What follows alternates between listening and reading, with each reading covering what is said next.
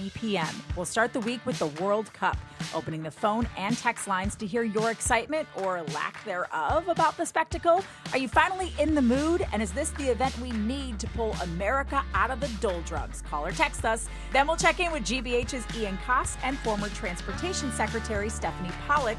They join us to talk about the Highway Teardown Tour and Boston Globe travel writer Christopher Muther. I'm Christina Quinn, in for Marjorie Egan. In the second hour is Boston Medical Center's Dr. Katherine Gergen Barnett looks at the World Cup from a public health lens, and food policy analyst Corby Kummer on the mystery investor keeping some Clover locations open.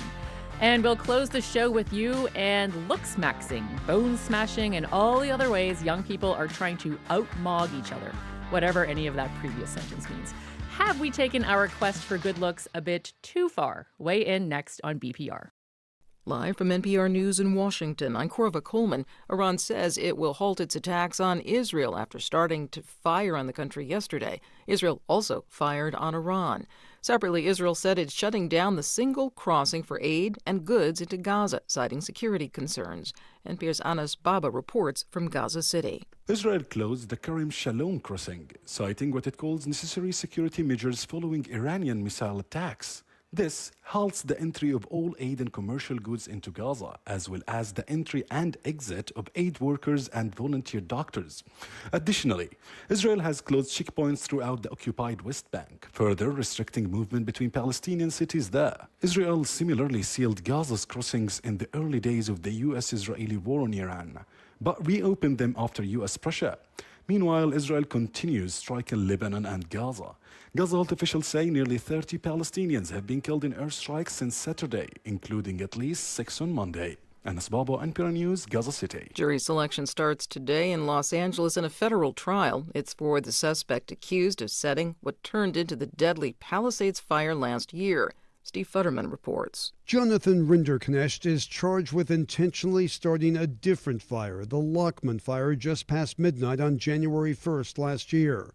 Prosecutors say the Lockman fire then smoldered underground for a week before resurfacing and exploding into the Palisades fire. Defense attorney Steve Haney says his client is not guilty. He says the Lockman fire was started by errant fireworks. Jonathan did not start the fire on January 1st. We believe strongly it was started by a firework. The Palisades fire led to the death of a dozen people. Nearly 7,000 structures were destroyed. For NPR News, I'm Steve Futterman in Los Angeles. A separate fire broke out at the same time last year in the Los Angeles area. The Eaton fire killed 19 people. New York City Mayor Zohran Mamdani says a new watch party has been scheduled for fans during tonight's NBA Finals game between the New York Knicks and the San Antonio Spurs. This comes after the U.S. Secret Service and New York City Police canceled a planned gathering outside Madison Square Garden. NPR's Brian Mann has more. Mamdani and President Trump will both be at Game 3 of the NBA Finals tonight. According to city officials, law enforcement determined a watch party for fans outside the Garden wouldn't work because of heightened security surrounding Trump's visit.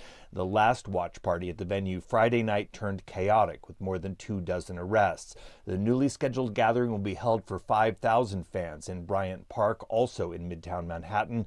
Attendance is free, but registration is required. In a statement, Mamdani said these watch parties have become a celebration of New York City itself. The Knicks play at home tonight, holding a 2-0 lead in the series. Brian Mann, NPR News, New York. This is NPR. Good morning. With the latest from the GBH Newsroom, I'm Henry Santoro. We're getting another update on logistics surrounding the World Cup matches in Foxborough at 2:30 this afternoon. Massachusetts Governor Maura Healey, Lieutenant Governor Kim Driscoll, Interim Transportation Secretary Phil Eng, and other transportation officials will take part in a press conference on the state's preparedness for the matches. This event takes place at the MassDOT Operations Center in Boston. And count Brookline among the local communities that are having watch parties for the World Cup. Brookline.news reports the town is hosting 2 watch parties, and both are at the Brookline Teen Center, and those in attendance will have the opportunity to sample international cuisines as well as test their soccer trivia. The 2 parties are scheduled for the opening day on June 11th, that's right around the corner, and one for the World Cup final on July 19th. Both events are free, and they begin at 3 p.m. And the latest data from the state's Department of Public Health shows the number of opioid-related overdose deaths fell below 1,000 for the first time in more than a decade. The data released last week found that there were 978 confirmed and estimated opioid-related overdose deaths among Massachusetts residents last year. That represents a nearly 27% decrease over the 1,336 deaths in 2024. The DPH says the declining trend is in line with national data. 70 degrees in Boston right now, 71 in Springfield. This is GBH News. Support for NPR comes from NPR stations. Other contributors include Bank of America, sponsor of the FIFA World Cup 2026, dedicated to offering solutions to help businesses win locally and globally. More at bankofamerica.com/gamechangers.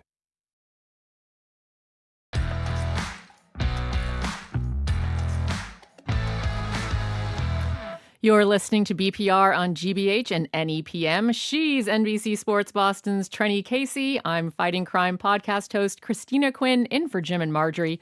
We're streaming at youtube.com/GBH News. Jim and Marjorie will be back at the BPL tomorrow, Wednesday and Friday. No tickets or RSVP. Hi, Trenny. Hi, Christina. This is so fun. This is Although really fun. we were upset that no one, brought in like cocktails for this. I know. We It's just like- felt like a cocktail kind of a day Yeah. because Jim and Marjorie are out, Woo! which gives us an opportunity to start the show on a non-Trumpian, not totally depressing note. Because we know all Bostonians, though, love to complain about, well, just about everything. We have seen the coverage of the World Cup of proclaimed one recent headline in The Atlantic. We've opened the lines about how unenthused people are about this summer slate of MAGA-coded America 250 events. We did that last week. Mm-hmm. But now that the World Cup is almost here, is it actually kind of exciting to see the city come alive? I International think so. tourists are back despite Trump's best efforts. There's a different energy in the city as the first game gets closer. So give us a call. 877-301-8970 is the number to call or text. Where will you be on Friday for the first U.S. game at 9 p.m.? Perfect start if you want to watch the game. And if you'd like to stay out maybe then till 3 a.m. 3 a.m. I believe that's like a 90s song, right? 3 a.m. I don't know. And I'm still lonely or something like that. That's right. Right? Like that's like a Matchbox 20 song. 877-301-8970. Are you actually excited for the World Cup? And how do you plan to enjoy it, even if you're not going to a single game? And if you're not excited, why the heck not? And what would it take to get your darn blood flowing out there, guys? Again, 877-301-8970 is the number to call or text. Listen, last week I was a bit of a curmudgeon, and I said that I was working very hard and have succeeded on getting my husband and I and our two golden retrievers out of the city for America's 250th. Right. Because I feel like the North End where we live is going to be like the epicenter of everything. Sure. And, the dogs need space. Yeah. My It's a lot husband of doesn't people. like crowds, but I'm kind of psyched about the World Cup. Oh, yeah, me too. I am too. And I say this as somebody who will not be in the city. Who will not come close to the city. Will not come close. But I am excited about the World Cup because it's such a joyful event. It really is like a festive vibe, Yeah. right? And I was in Japan for the World Cup back in like 2002 when I was clearly a fetus. And it was amazing just because all these countries come together, all these people just sort of descending upon the city to celebrate something together. It was really, really cool. It was just this really exciting energy in the air. And so I, for one, am in full support because I really just think you have to surrender eventually. You just need to surrender to the fact that it's going to be crowded, it's going to be a little chaotic, and, make the most of it. Well, and at least in this part of the country, I think one of the things that's been kind of depressing is reading about how few people are traveling internationally now from other places to the United States, and how there's nothing that's bringing joy to everyone. Yeah. And obviously I feel this way because I cover sports for a living, but sports brings people together, right? To me, if you can bring all these people together in one place, whether it's at Fan Fest, which is free, by the way, you have to register. And you can, and that way if it's, sorry, they're telling me to twist my mic. So this is what happens when they're like, do you want to see all the texts that come in? I'm like, no, because then I'm like, squirrel, I have to read something. So I to me, I like it. I think it's actually a way for people to get like re-enthused. Like I was very much behind Boston 2028. And I know most people here were not, but I love the Olympics and I would have loved to see the Olympics here. Right. And that's why I'm excited. Not only do we have World Cup, then we followed up with America's 250th. And then on the heels of America's 250th, we have tall ships. So it's like 6 weeks of like really exciting, fun things. You know what? I say we just embrace it. And I say that as somebody who grew up here in Boston and consider it a birthright to complain about all of these things that happen in the city, that descend upon the city. Because I think it's sort of like, it's like, this is my city. I'm from here. And like, how dare you bring in all this fun? I think that those two ideas are not mutually exclusive. You can complain about the traffic, you can complain about the crowds, and have fun. Well, it's funny that you say complain about the traffic because Bob in Rehoboth text, I'll be on my couch where the traffic is expected to be low. Smart, Bob. Me too. I mean, I get that. I do, but you know, you could take like, you could take the, you could take the commuter rail into the city. Why would I? I would not like to do that. I live in the burbs. I could actually, maybe I could take the ferry. You could take the ferry. I would like to do that. That would be cool because the ferry never gets old from the Hingham shipyard. It never gets old. And then you could like have a nice lunch or dinner at in the Hingham shipyard. Then you can come and you get right, and then you could walk right to Government Center where there is, or even if you don't go to Government Center, there's just like so much excitement around the city. Yeah. Can you explain to me why Bostonians hate, like why we're always poo-pooing big events coming here? Like we don't want an F1 race. We don't want the Olympics. We don't want anything. Well, I think it's traffic is always going to be a pain in the butt. We don't like waiting in lines. We're just sort of an impatient people. And I think that when you hear, there's going to be a thing happening here, that means the lines are going to be longer and I'm going to have to wait longer. And that's annoying. Okay. Well, we have a, don't forget to call in, guys, 877-301-8970. Lots of texters right now. Debbie Downer says, I'm embarrassed. I'm embarrassed for our country. I don't think it's a time to celebrate with the way we have treated each other. And I know most people here are people from other countries. Dan and Randolph says not excited because tickets are out of reach for average people and families. The games might as well be on the other side of the world. And Claude text, I don't know if it's Claude like a real Claude or like Claude the AI bot that you can use, but he says I would watch the World Cup if they let them fight like hockey. Probably not going to happen. They all love to flop. But I do understand the point of like, the one thing that I'm curious about as all these people are coming into like the United States at all these various points, like what is their perception of America now? Oh, yeah. I mean, I think what everyone just weighed in on, they are not wrong. I mean, I hear you. It's not, it's hard to have any bragging rights right now for this country. But I think it's this like having something like the World Cup is sort of like the welcome distraction and breath of fresh air that we are all really, really hungry for. And yeah, I'm not planning on going to any of the matches. I plan on watching it from my couch. I would never even have entertained trying to buy tickets. So I mean, listen, I'm like a massive soccer fan, but I do think I've always wanted to go to like a big international World Cup, which is funny that now that it's like kind of in my backyard, in your backyard. I'm not going at all. Although who knows, maybe my mind will change. Maybe like tickets will be available for one of the like knockout round stages, like a quarterfinal. And I'll say, you know what? It's worth it. Let's splurge. Let's go. Let's take the train. But most likely I'll probably just watch. It's so much, honestly, so much of sports is better on TV, but also I don't like to go to Foxborough for anything not named Taylor Swift. Okay. So it's hard. It's hard for me. It's hard to get me down to Foxborough. Not everyone is angry. First of all, Jamie, our wonderful producer, says he would watch too if the World Cup was like heated rivalry hockey. I mean, who wouldn't in that case? Might be. But not everybody is a hater. We have two anonymous texters. One is bringing their 13-year-old son next week to see the Norway versus Iraq match, exciting. Which is awesome. We could not be more excited. Prices and traffic be damned. That's right. Someone else says, I would be excited about the World Cup, but I can't afford tickets for my 11-year-old godson who is soccer crazy, too expensive. That to me is the most frustrating part of this, is it has become unreachable. It is. I mean, I think that's how it is with so much pro sports, though. Anything like especially with something that's as huge as the World Cup, tickets just immediately go up. Ticket prices go up. But that's kind of how I feel about like going to any sort of professional sporting event. It's like, oh my gosh. You know, it is cost prohibitive. But we do want to hear more from our listeners, 877-301-8970. Give us a call. We have a lot going on this summer. World Cup, tall ships, America 250. Are you excited about any of it? we want to hear from you. A lot of people are saying no.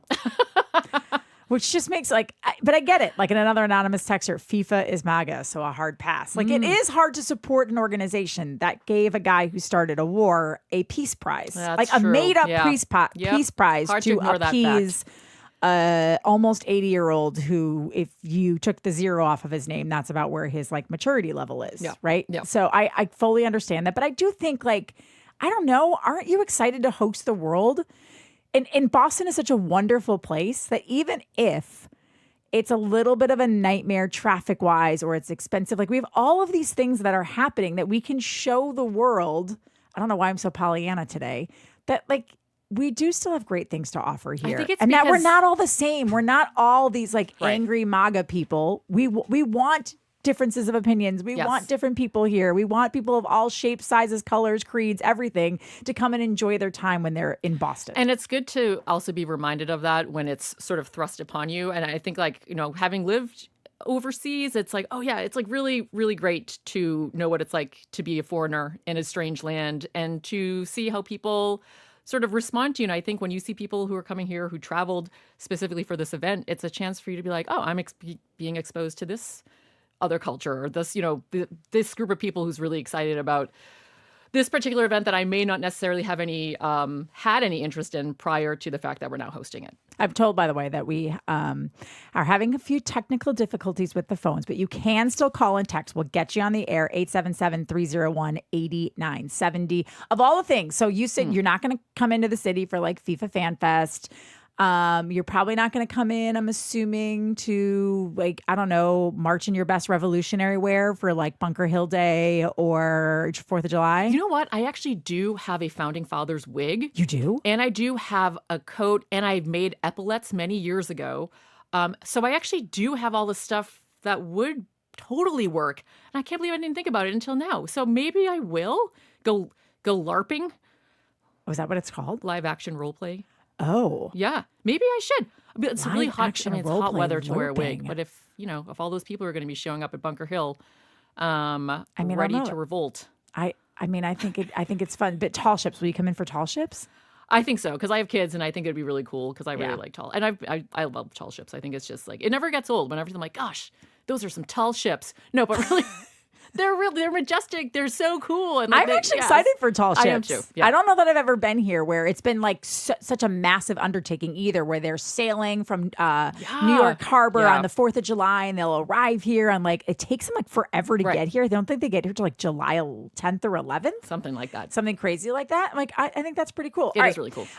Seems like we've maybe solved our technical difficulties because we have Kendra on the line from Rentham. Kendra, how you doing? Thanks for joining us. I'm doing really great. How are you? I'm great. Thanks. So what do you think, Kendra? So, I was just calling about, the World Cup, FIFA stuff. Obviously I'm in Rentham. I'm very close to Gillette. Yeah. And I'm so embarrassed by America these days. I mean, the way that our government is behaving, the way that people are treating immigrants in this country. It's pretty ironic that we're welcoming all these people from other countries, but it's just because they're super rich and they can afford the tickets. That seems to be, unfortunately, Kendra, thank you for the call, like a common theme. Like we have a text from an anonymous texter. I have a coworker with 4 sons who can barely afford to take them to McDonald's, never mind a movie or a sports game. There is no more middle-class fun. And that's a real problem. Like we're going to talk about this with Christopher Muther. Like some of the packages that you can buy for the World Cup are mind-boggling. They're so obscene. They're really kind of hard to wrap my head around just in terms of like what people are charging and also what people are willing to pay in order to get shuttled around to World Cup matches. Well, why would you sit in traffic or take a commuter rail when you could just take off from the raffles for $75,000 and fly in a helicopter? In your own chopper. Okay, let me ask you an honest question. If you were economically indifferent, meaning money was no object, would you do it? Ooh. Yeah, I think I would. You should point out, money is an object for both me and Christina, so we cannot do the raffles package. But if it wasn't, would you? I mean, I would 100%. I have no problem admitting it. I think I would, and that's like, say, as somebody who's not really fully invested in soccer.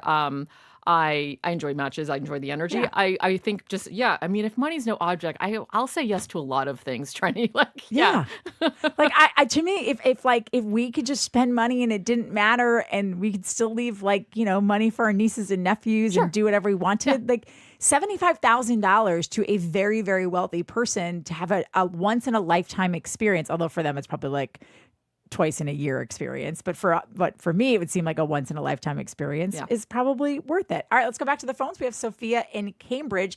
Sophia, what do you think about everything that's happening in Boston over the next 6 weeks? Well, there's a lot of mixed feelings. Obviously, we have the national level, and then we have the local level. Now, yes, many refer to us as massholes, but this is a great opportunity for us to be the best goodwill ambassadors we can be on the world stage. Now, whenever I've traveled abroad, I've always tried to assimilate into their culture. In other words, not act like the idiot American, loud, demanding my food, wondering why everything isn't like America. But I think this is our opportunity, truly, when people stop you on the street and they can't speak English and they're looking for directions or they're looking for this place. Yeah. Stop, be kind, be polite, help them. But you know what, though? Help everybody that you meet like that. Right. Not just during the World Cup, but truly, this is our moment. So whoever they are, we don't know how much money they have. Yes, they came in. Some may have scraped together a lifetime's worth of savings, whatever. Yeah. Be kind to those people who come in, and that's the best thing we can be. Let's make sure that even if the national stage is a horrible place that's reflecting America, that we in Boston are the best. We are Boston strong and Boston kind. I love this. I do too. Yeah. I mean, just Sophia. Be a good host. Everyone be Sophia's. Everyone be Sophia. Be a good host. Be kind.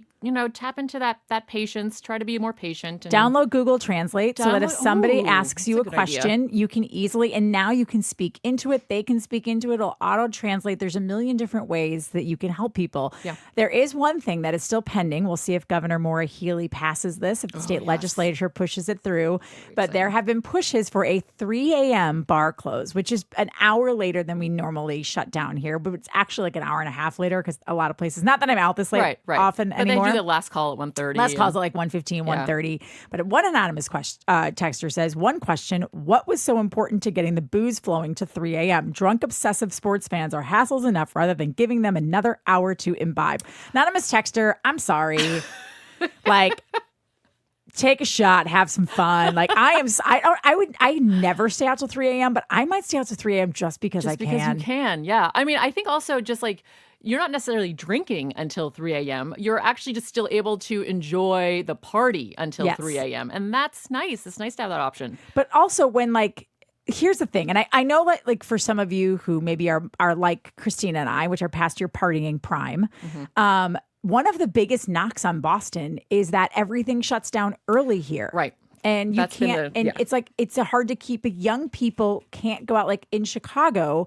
It's 4 a.m. In New York, it's 4. They're not asking to stay open all night like Miami, where you walk out and it's light out in the, when you leave the club at 6 o'clock in the morning. But say you watch the Team USA match and it starts at 9 p.m. and you go somewhere and it's not over until 11 or 11:30 and you want to stay out and have fun and you've come over here from other cultures like England and Scotland and Norway where they have a little bit more freedom to have this is supposed to be sort of a party atmosphere. It is, yeah. No, it is a big party. Raise a glass, have some fun. And you're probably jet lagged, so you're not going to bed anytime soon. Yeah. Yeah. Or you're going to bed early anyway, so it doesn't matter. Right. I just feel like this is a good test run also to maybe implement this longer term. Maybe it also allows us to keep the MBTA open longer as opposed to having to close it early. Yeah, I just feel like it's I don't know, maybe because I grew up in Wisconsin, but I just think it's a good idea. Well, we have Nick on the phone from JP. Hi, Nick. Hi. I'll try to keep it brief. I think I feel about the World Cup kind of the same way I do about Ticketmaster. We know that they're colluding to gouge prices and drive the prices up as much as they can. I don't feel that much differently about FIFA. I'll admit I'm not a huge soccer fan, but I think people should be packing the local bars and restaurants and, I wouldn't support what they're doing, and that's how I feel about music. I'm not going to pay $200, $300 for a ticket that used to be $50. and I'm going to go to my local clubs that have local music, spend my money there, and save all the time I'll spend in the parking garage after. Yeah. No, That's good fair. point, though. Supporting your local businesses. That is a really great. I mean, if you are feeling grumpy about FIFA and just sort of like all the traffic and all that stuff, which is totally understandable, then the least you could do is at least contribute to your local businesses, your restaurants, bars, and, pony up to the bar there.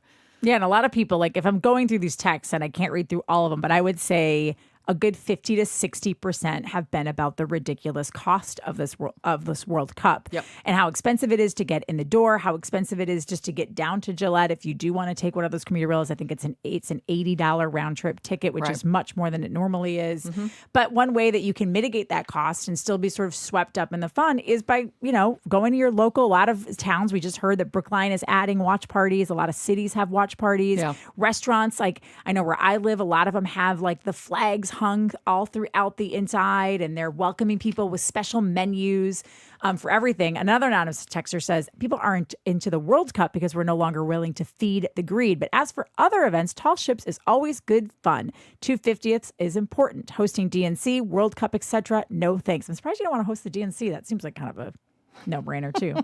You know what, We'll though? get to that later, though. Just speaking of watch parties, though, there was a really great story on GBH Radio this morning by Sarah Betancourt, a reporter, and she, she went to certain neighborhoods in Boston to talk to people about where they're going to be watching in East Boston specifically. And here we actually have a clip of a man named Cesar Fuentes speaking with Sarah during a break and play at an East Boston pickup soccer match.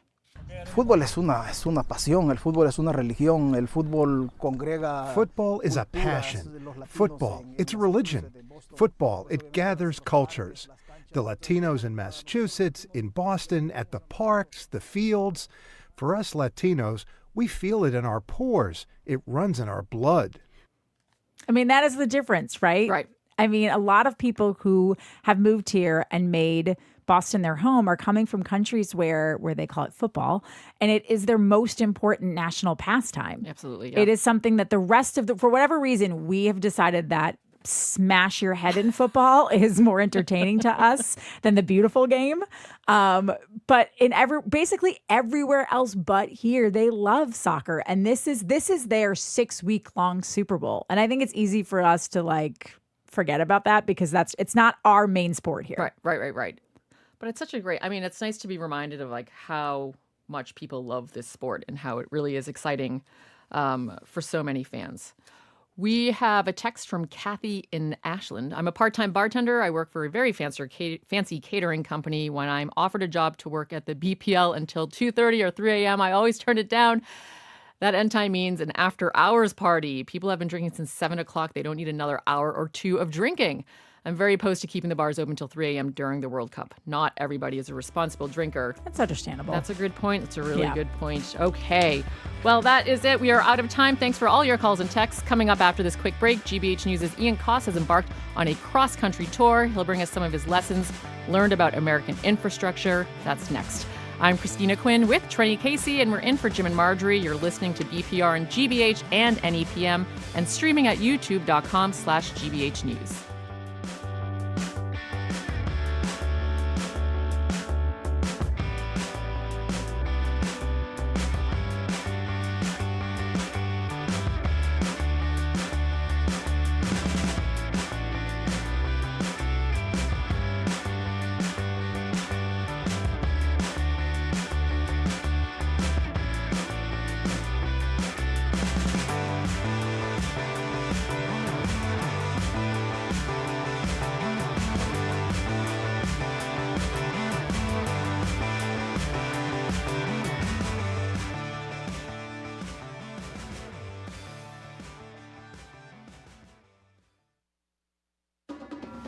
The World Cup is setting Massachusetts in motion. A match in Foxborough becomes a shift in the train schedule, a surge in local business, a celebration miles away from home. The impact moves through every corner of the Commonwealth. I could tell you where I was in every World Cup since 1986. I'm not going to have space enough for everybody. That's I tell you. Follow the stories at gbhnews.org/World Cup. Our programs are made possible thanks to you. And Gentle Giant Moving and Storage Company, offering local, long-distance, office, and piano moving with 23 locations throughout New England and across the country. More information at gentlegiant.com. And the Boston Speaker Series, announcing its upcoming season at Symphony Hall for 7 evenings featuring Pete Buttigieg, former UK Prime Minister Boris Johnson, war photographer Lindsay Addario, and former U.S. Ambassador to China Nicholas Burns. BostonSpeakers.org.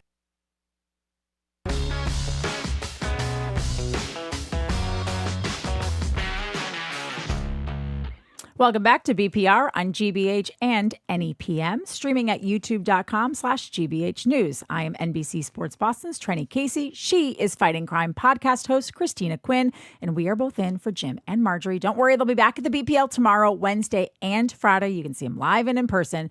So what does it take for a city to fix its worst infrastructure? GBH News' Ian Coss, on the heels of his Peabody-winning award project, The Big Dig, has embarked on a nationwide tour to find the answer, at least related to urban highways. In a series of live recorded podcasts across the country, the Highway Teardown Tour reflects on people-driven movements to fight freeways and change how we do big infrastructure projects. It is available at gbh.org/big Dig Live. Ian joins us now in Studio 3 with former Massachusetts Transportation Secretary Stephanie Pollack. Here, though, first is a sneak peek from the Boston episode, which airs in July. As I understand it, you threatened to zero out state funding for the Greenway. Yes. That's the hold your breath. I mean, There's a Globe article from the time saying, "Will the Greenway become the Brown Way?" So sometimes, as a parent of young children, threats and holding one's breath get attention, and sometimes they're successful. And the mayor is not so different. Ian Coss and Stephanie Pollack, great to have you guys here. Can't wait for that episode to come out. There are 4 already. So great podcast. Thanks for having us. Thanks. Thank you for having us. So thank you for having us. Thank you for being here. I have a question first. I want to ask, because we know that our highways across the U.S. are crumbling. So while you've been working on this series, Ian, what have you learned about America's highways? I think there were some things I knew going in, which is that we built a ton of highways roughly 60, 70 years ago, back in the mid-century period. We built them in all our cities, in New York and Chicago and Seattle and Boston, Atlanta. I think I knew all that going in. I think I knew there were a lot of problems, that they divided neighborhoods and communities, that they were falling apart, that they were congested. The thing I don't think I fully appreciated until this tour was going out across the country to Seattle, to Louisville, to Rochester, realizing just how many different ideas and solutions different cities are taking to those highways, and just how controversial those solutions are. So it's one of those cases where everyone can see the problem. Yeah. Right? That the highway is not serving the community anymore. Something has to change. And yet the question of what to do in every single city I visited was heated and totally different from every other city. That's really interesting. So it's definitely not a one-size-fits-all, even though every city shares this problem in many ways. Secretary Pollack, I'm curious, why is it always so controversial? Like, no one likes to drive on roads that have potholes and are crumbling and bridges that they're afraid they're going to plummet from, yet no one seems to want to take the steps to fix them. Yeah, so there's 2 different kinds of stakeholders if you have a big highway going through a city, right? And I've also been to a lot of these cities because I went and worked at the Federal Highway Administration. You did the unofficial Highway Teardown I did the tour. unofficial Highway Teardown tour when I worked for Secretary Buttigieg. So the people who drive on them, both drivers and truckers who use our interstate highway system, their goal is to get through as fast as they can. To them, the highway is a piece of infrastructure. But if you are in the city, the highway is your neighbor. And the truth is, the way we built them, they were okay as infrastructure. They could all stand some improvement, but you could rebuild them exactly the way they were and they would work as infrastructure. They are terrible neighbors. And so the debate is often between the people who are their neighbors, but don't necessarily hop on them every day, and the people who are, as one truck driver once said, that is my office. I work on the interstate system. So what is the future of highways and transportation in the U.S.? Did you figure that out on this tour? We visited 11 cities, talked to dozens of people. You can listen to the whole tour as it comes out. I don't think you will find a single clear takeaway answer. But I think something I've been thinking about is that, again, 75-ish years ago, we made this bet that cities would run on highways, and that was the best way to use our riverfronts and our waterfronts and our downtown cores, was to build 6-8 lane highways through them. And we're in a moment now where many cities, simply by virtue of the fact that these pieces of infrastructure are aging out and need to be revisited anyway, we are in a moment where we can reconsider that choice. And that's not to say that we're going to get rid of all the highways and we're all going to bike and walk and it's going to be some like urbanist fever dream utopia. Although I did ride my bicycle here to the studio today and I crossed the highway, and sure, I would love to not have to cross that highway. But I think we are in a moment where cities are able to reassess and in some cases make different choices. One of the first stops you'll hear on the tour is the city of Syracuse, New York. And before you say, oh, Syracuse, that's like some little hamlet. That's, it's a beautiful city. It's on a major freight corridor in the dead center of New York State. Freight moving east, west, north, south, 100,000 cars a day, vehicles a day moving along that corridor. And Syracuse, New York, and this is a project that Secretary Pollack worked on directly, is taking the radical step of rerouting Interstate 81 around the city. Like literally, they're going to take down the blue and red and white shield that says Interstate 81. And in the downtown heart of Syracuse, there's now going to be just a boulevard, a street, with trees and benches and crosswalks. So some cities are able to make that choice and able to kind of make that trade-off to say, you know what, you're not going to have a highway that goes directly to downtown Syracuse anymore. It's going to have to go around. But what does that mean for the people who live there right now and who use that and rely on that highway every single day to get to work and commute and all of that? It's controversial. Yeah, it is. It's why the biggest issue in a lot of the cities that Ian visited and the other cities who are having the same conversations is that there's actually no consensus within the community. Right. So, the first rounds of these conversations were almost like state transportation departments versus the city or the community. There were some elements of that in the original Big Dig, right? But today's conversations are with different state transportation departments who in many cases are open. Not all cases, but in many cases are open to the possibility that there's a different or a better way. You could route it around the city. You could just put it in a tunnel. You can accommodate the trucks and have a better neighborhood. But like when they go to the city, one group of people in the city is asking for this. A different group of people in the city is asking for that. And the question of sort of who should make that call, right? If it's a call about what's the best highway, probably highway departments are, constituted to make it. But if it's a question about what's the best neighbor or what's the best infrastructure element in city building, that's a very different question. And no one asked that question the first time around. Right. I guess that is the big question. Sort of like if you have the option to sort of, take a look, analyze the cost benefit ratio of taking it away versus rebuilding it or reinforcing it. I'm sure there are many, many opinions. Oh, yeah. But they all come from very different places. Yeah. That was something that came up in our New York City taping. One of our guests said something I keep thinking about, which is that the highways literally divided cities, right, with this physical barrier. But then they left behind this divisive question of what then to do about the highway. And it has all these governance questions of whether it's the mayor's responsibility or the governor or the legislature. And so, in all these cities, it's tragic. Really, if you think about it, decades later, that you have neighborhood groups, environmental groups, commuters, Lyft and Uber drivers, truck drivers, bitterly divided over what to do with these highways. And that is another legacy of the interstate era. Is that something that can be changed in terms of sort of bridging together these siloed agencies and across state and municipalities? Is that something that can be done, or is that too big of an ask? I think it is a big challenge for a lot of state transportation departments, right? They are not wired to engage in these very broad conversations that are as much about urban form and mobility and economic development and aesthetics, right? Those are not necessarily the long suits of highway engineers. But I do think there's a growing number of state highway departments that at least understand that the world has changed. They're not building a system from scratch. There were mistakes made in the first round.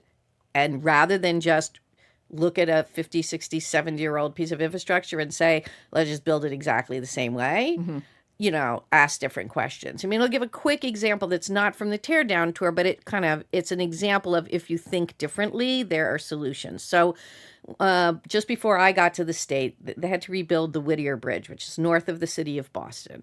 And it's on an interstate. And in the conversations, it became clear that there's a beautiful bicycle network on the north shore of the Merrimack River. And there's a beautiful bicycle network on the south side. And if you could put bicycles on this interstate bridge that you were going to build, you could connect these two bike networks. And the first reaction is, of course, put bicycles on an interstate highway bridge? That's not a thing, right? And by the time the project was done, and this is to the credit of people who came before me, I just got to go to the, ribbon cutting. They'd built a bicycle bridge adjacent to this interstate highway. And when the governor went to the ribbon cutting, there were a small number of people waiting to drive across the bridge. And there were huge groups of cyclists on both sides of the bridge waiting for it to open. They'd been waiting for the whole construction period. And no one asked the question, right? And if no one had asked the question, could you connect these two bicycle networks with an interstate bridge, we wouldn't have the Whittier Bridge we have, right? So I think we're asking different questions in 2026 than we asked in the 60s and 70s and 80s. And the challenge is, are we going to get to answers? In the places we've gotten to answers, there's beautiful projects being done. Yeah, one of the things that stuck out to me both in the Syracuse and the Rochester episodes were that what happened a lot, right, in the 60s and 70s is that a lot of times low income and immigrants, minorities were pushed out of places or were forced to live like in Syracuse under the viaduct, essentially. When you were interviewing it was the lawyer for the NYCLU, and she was talking about how her vision for Syracuse was this sort of like utopia where she saw more people like her. Instead of having to live in a housing project overlooking a viaduct, you have like a beautiful boulevard. And then I love that you were like, okay, we're going to talk about how they did it in Rochester, and they have these grand plans of using an AMI so that you can have housing. But I just kept thinking, and this is just the cynic in me, but what about gentrification? Like what happens when you got pushed out in the 60s and 70s because they wanted to build this? Now they've torn it down, and now it becomes economically inviable for you to stay there. Like, is that something that cities have to also think about as they beautify and gentrify these areas? Anytime you build nice things, the people who can afford to make the choices get better access. And that's true if you build a beautiful park over a highway. It is also true if you build a subway line. Right. And the interesting thing is when it comes to transit, most people say we need more of it. We should build it, and we should figure out gentrification. That was the story of the Green Line extension. How do you build it? And Somerville is still affordable. Right. Whereas on highways, there is maybe we shouldn't build it at all. I think that the answer is we need to build nice things, and then we need to make sure that everyone benefits from the building of nice things. And if you're not intentional about it, you absolutely will gentrify. I haven't heard the Portland one yet, but I assume gentrification is a huge issue there because there's an organized group that represents the people who were displaced decades ago still. Oh, okay. Interesting. That's great. So that's part of that's part of the deep dive. Absolutely. And I think Rochester is a great example of that. You mentioned part of the plan there, and two of the guests that we had for that taping are neighborhood organizers who have also become developers. They've never developed. And I love that they were on opposite sides of the tracks, essentially, right? Exactly. So one of them lives on, it's a classic story of like a highway that divides neighborhoods, and it's very different economically, racially, socially. The two neighborhoods are very different right across the highway from each other. And there are these two neighbors, who live on opposite sides that were involved in developing this plot of land. And their goal is, that families, below a certain income level will be able to buy into home ownership on the new housing created on the land where there used to be a highway, but that the value of those homes will go up, right? And so that they'll buy into a home, for $200,000, and within 10, 15 years, it could be worth $500,000. And so rather than, the project forcing those people out, it would actually give them a chance to stay and build on the wealth that would be created by that new asset. So at least it's something they're thinking about now. They're absolutely thinking about it. There's a lot of, ifs, a lot of things that have to go right in that, but they're trying to get that right. Have you found in your teardown tour that most of the city, all the cities taking that into consideration? Again, it depends city to city. I went to Austin, Texas, where there's a big heated debate around I-35 in downtown Austin. And I asked that question, and they basically said, East Austin is already so gentrified, it is already so expensive that at this point, displacing people is not the top 2 or 3 concerns. It really depends city to city. But I think to the secretary's point, when you make the city more beautiful, when you make it more livable, people with means will be drawn to those things. And you don't want that to be a reason not to make the city more beautiful and more livable, but you have to reckon with it head on. Right. I remember when I had to commute from Dorchester and I would to GBH, and I would always have to take, the J-Way. And when the overpass over by Forest Hills was, they were like, we're going to take it down. And I remember being like, we all had very strong opinions about that. And it turned out the traffic was not affected. It's still pretty lousy. I personally would like more bike lanes crossing over interstates as a cyclist, because if we're not in your way, then you can't get mad at us. There's a lot of opportunities out there. We have been speaking with Ian Coss behind the Highway Teardown Tour, joined by former Massachusetts Transportation Secretary Stephanie Pollack, who also did a stint as the Deputy Administrator of the Federal Highway Administration. The Highway Teardown Tour is available at gbh.org/BigDigLive or wherever you get your podcasts. Coming up after this quick break, Boston Globe travel writer Christopher Muther zooms in. I'm Christina Quinn with Trenny Casey, and we're in for Jim and Marjorie. You're listening to BPR on GBH and NEPM, and streaming at youtube.com/GBH News.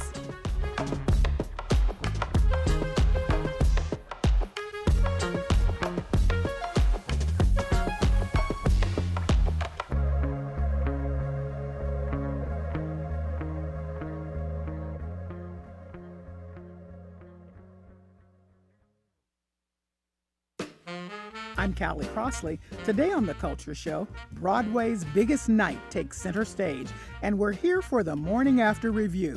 After the Tony Awards, we'll look at the performances, the speeches, the surprises, and the shows that come away with new bragging rights. What did the night reveal about the state of Broadway now, and which productions may be heading into a bigger spotlight? We'll break it all down on The Culture Show. That and more today at 2 on 89.7 GBH. Support for GBH comes from you. And Classic Harbor Line, offering a range of cruises for families, corporate gatherings, and sightseeing day sails throughout the summer in Boston. More at classicharborline.com. And Bunker Hill Community College, offering 6-week summer mini-sessions to achieve college and skills goals. Sessions start June 1st and July 13th. Registration is open. bhcc.edu/summer.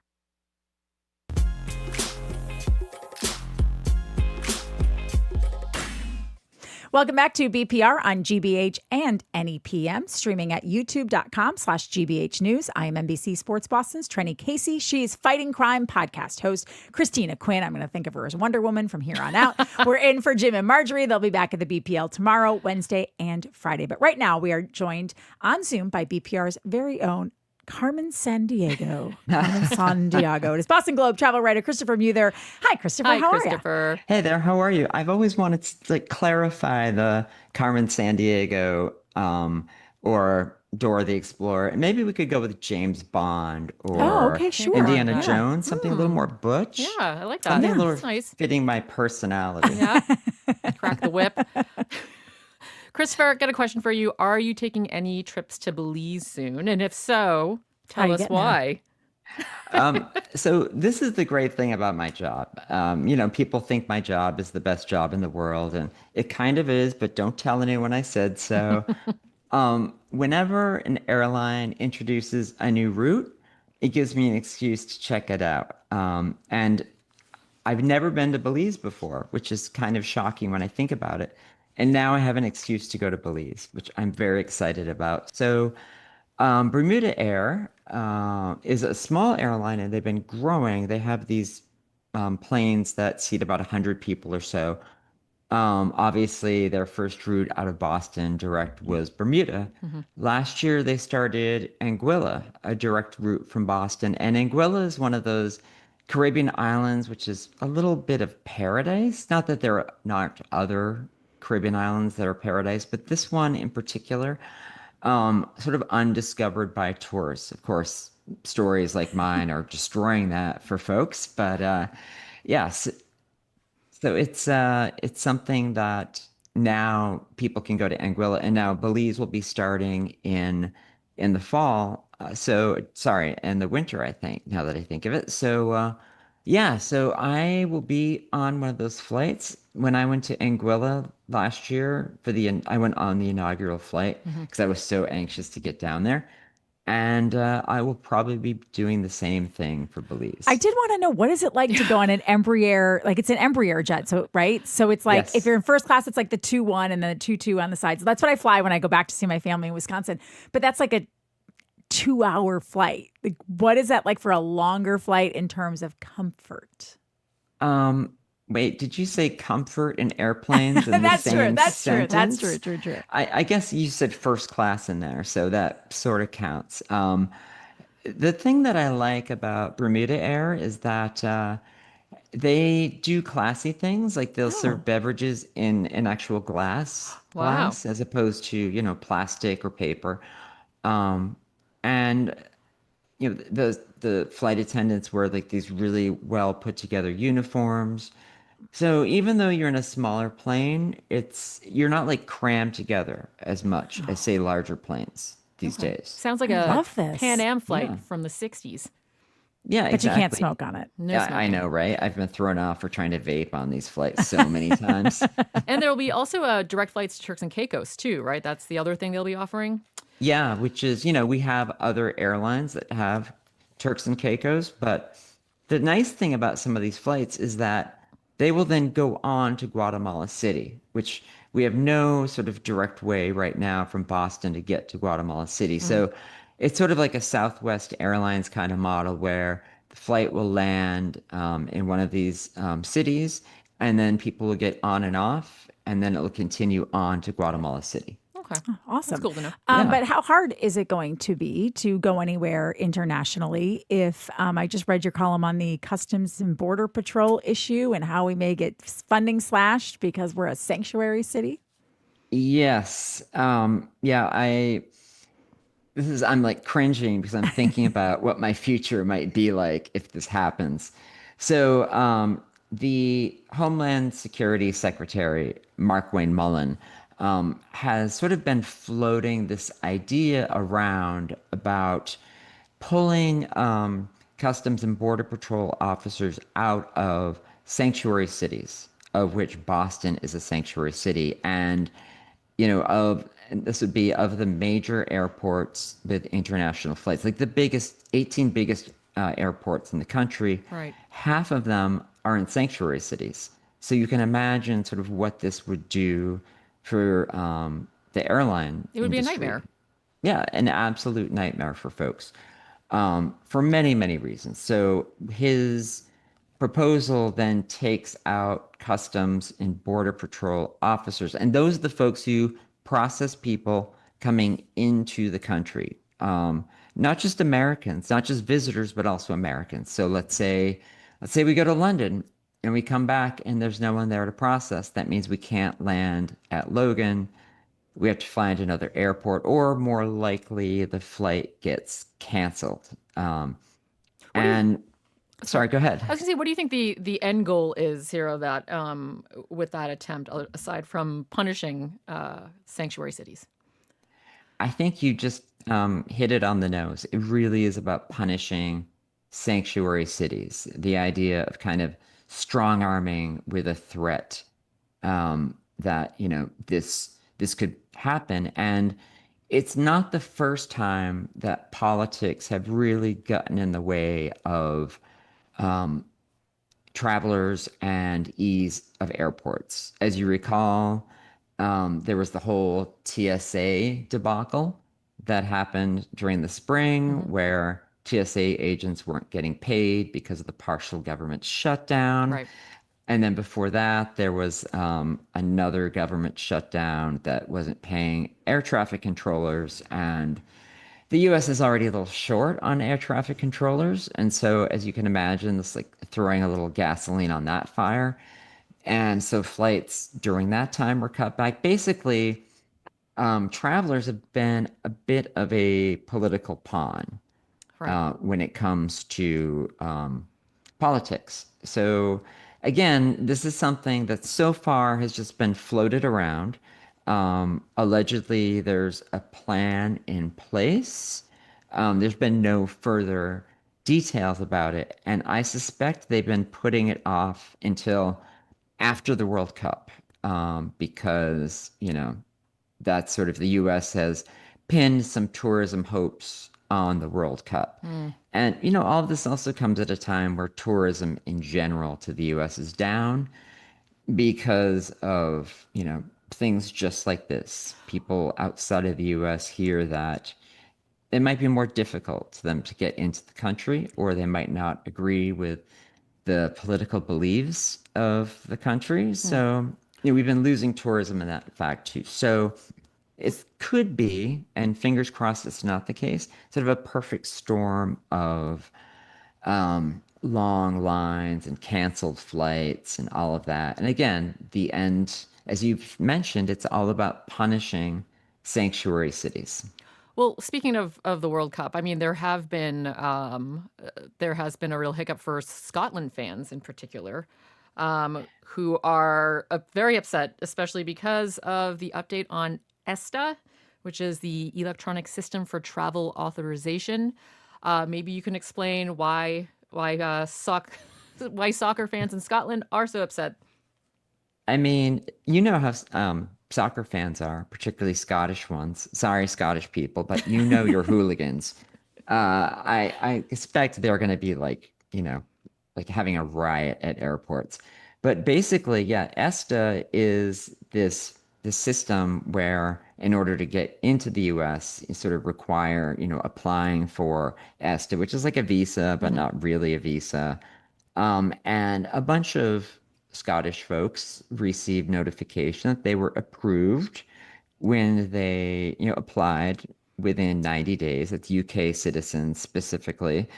They don't need a visa. They usually don't. And so the Scottish fans, they were approved, and then all of a sudden they were not approved. All of a sudden they were getting emails that it wasn't going to happen for them, basically.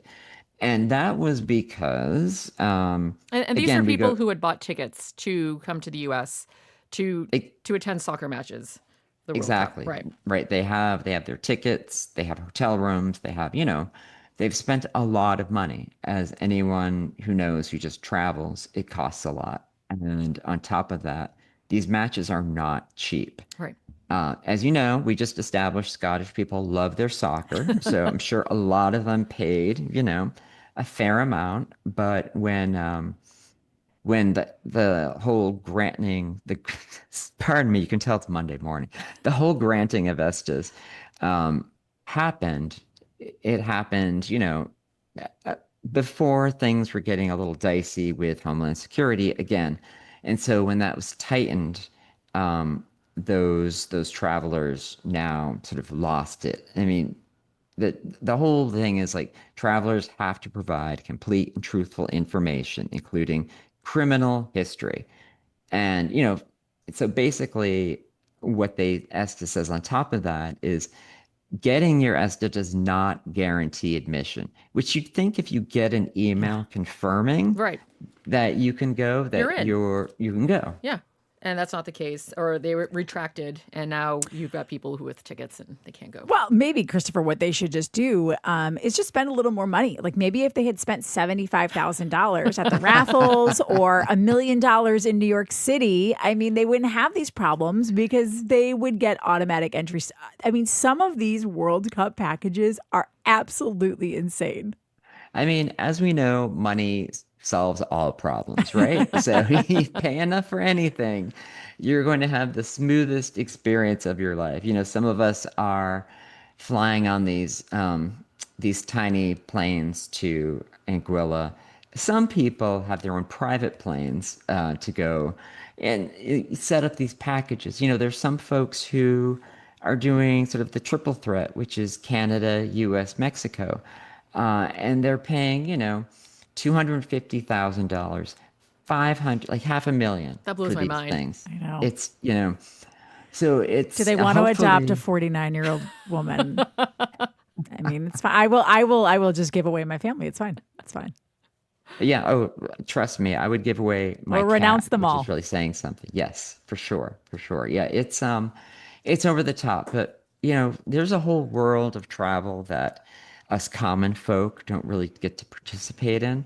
And when we see and read about things that the ultra wealthy get to do, then we kind of cry and we contemplate where we went wrong in life, the many, many places we went wrong in life. Christopher, one of the lines in that article, I don't know if you saw, like if this stuck out to anyone else, but there was like someone you interviewed from like a luxury travel agency that's like, oh, if we're going to work with you, you have to commit to spending at least $100,000 per year on travel. And I'm like, I wish I had that problem. Yeah. I was like, what a regular, I guess the regular people go to Google. Yeah, I mean, yeah, but I didn't know that was an option. There's a whole world of luxury travel advisors out there who work with the uber rich all the time. And I've gone to some of their conferences and I just sit there with my mouth open when I hear about what people spend. What's the most outrageous thing you've ever heard someone spend money on? All right. So it's $1+ something million to go to a private camp in Antarctica. What? Oh. And it's the middle of Antarctica. It's not just the shore where you're like punching penguins. You're deep in Antarctica. And like a little bubble with fur. Yeah. Wow. $1 million. That I could think of other ways to spend that, and it wouldn't involve being freezing in Antarctica. Yeah. I mean, I do have a goal of going into Antarctica because I want to visit all 7 continents, but I don't think it'll be $1 million trip. No, don't think that'll happen. Never say never. That's true. We could win Mega Millions or Powerball tomorrow. Who knows? Mm-hmm. Dream big, Trenny. I will. Dream big. Christopher, you wrote a really great piece recently about how obligation travel is the worst way to spend your vacation time and money. I think a lot of people can relate to this because, you have to take time off from work.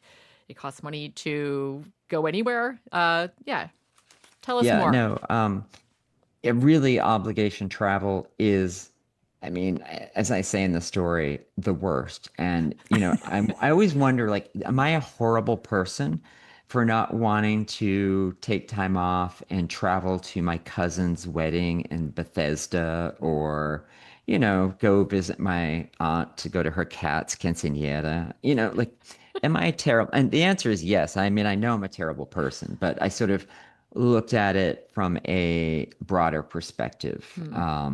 Which is, if you actually, let me back up a moment because I knew destination weddings, there are other forms of obligation travel, but destination weddings I knew were the worst of the worst because I was overrun with emails from readers saying, I hate destination weddings. People are selfish for doing them.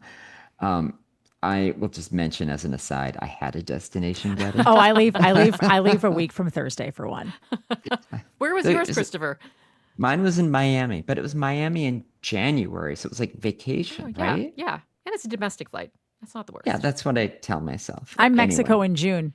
So I will take your Miami in January and raise you a Mexico in June. It is my brother, though, and it'll be super fun. So, and it's all inclusive. So bottoms up, everybody. Well, I think that's funny. To me, like your brother's wedding, I'm like, oh, that's funny that you categorize that as obligation travel. Well, because my husband and I wouldn't normally travel to an all-inclusive in Mexico in June. So we have to go. And obviously I want to go. I love my brother. I'm so happy that he's getting married, but it's like, couldn't you have done Vermont? We've been speaking with Boston Globe travel writer Christopher Muther. Thank you, Christopher. We say goodbye to you listening on NEPM, but make sure to tune in to the Fabulous 413 starting at 3 o'clock this afternoon. The show continues here in Boston. Coming up after this quick break, Dr. Katherine Gergen Barnett looks at the World Cup from a public health lens. I'm Christina Quinn with Trenny Casey, and we're in for Jim and Marjorie. You're listening to BPR on GBH and NEPM and streaming at youtube.com/GBH News.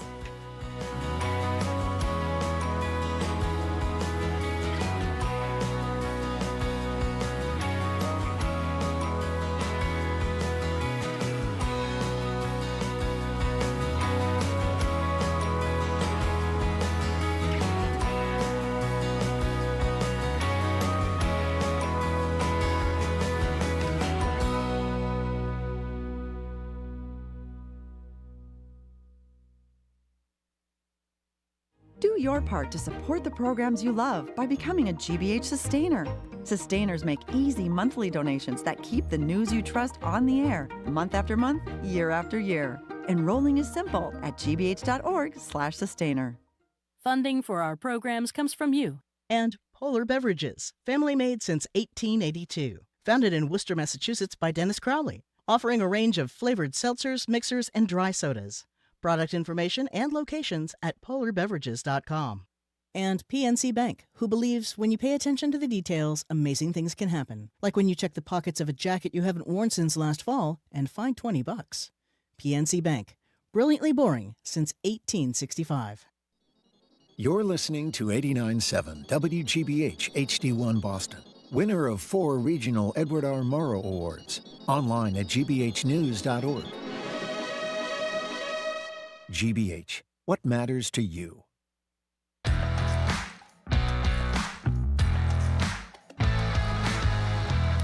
Welcome back to Hour 2 of BPR on 89.7 GBH. She's NBC Sports Boston's Trenny Casey. I'm Fighting Crime podcast host Christina Quinn, in for Jim and Marjorie. We're streaming at youtube.com/GBH News. Jim and Marjorie will be back at the BPL tomorrow, Wednesday and Friday. No tickets or RSVP.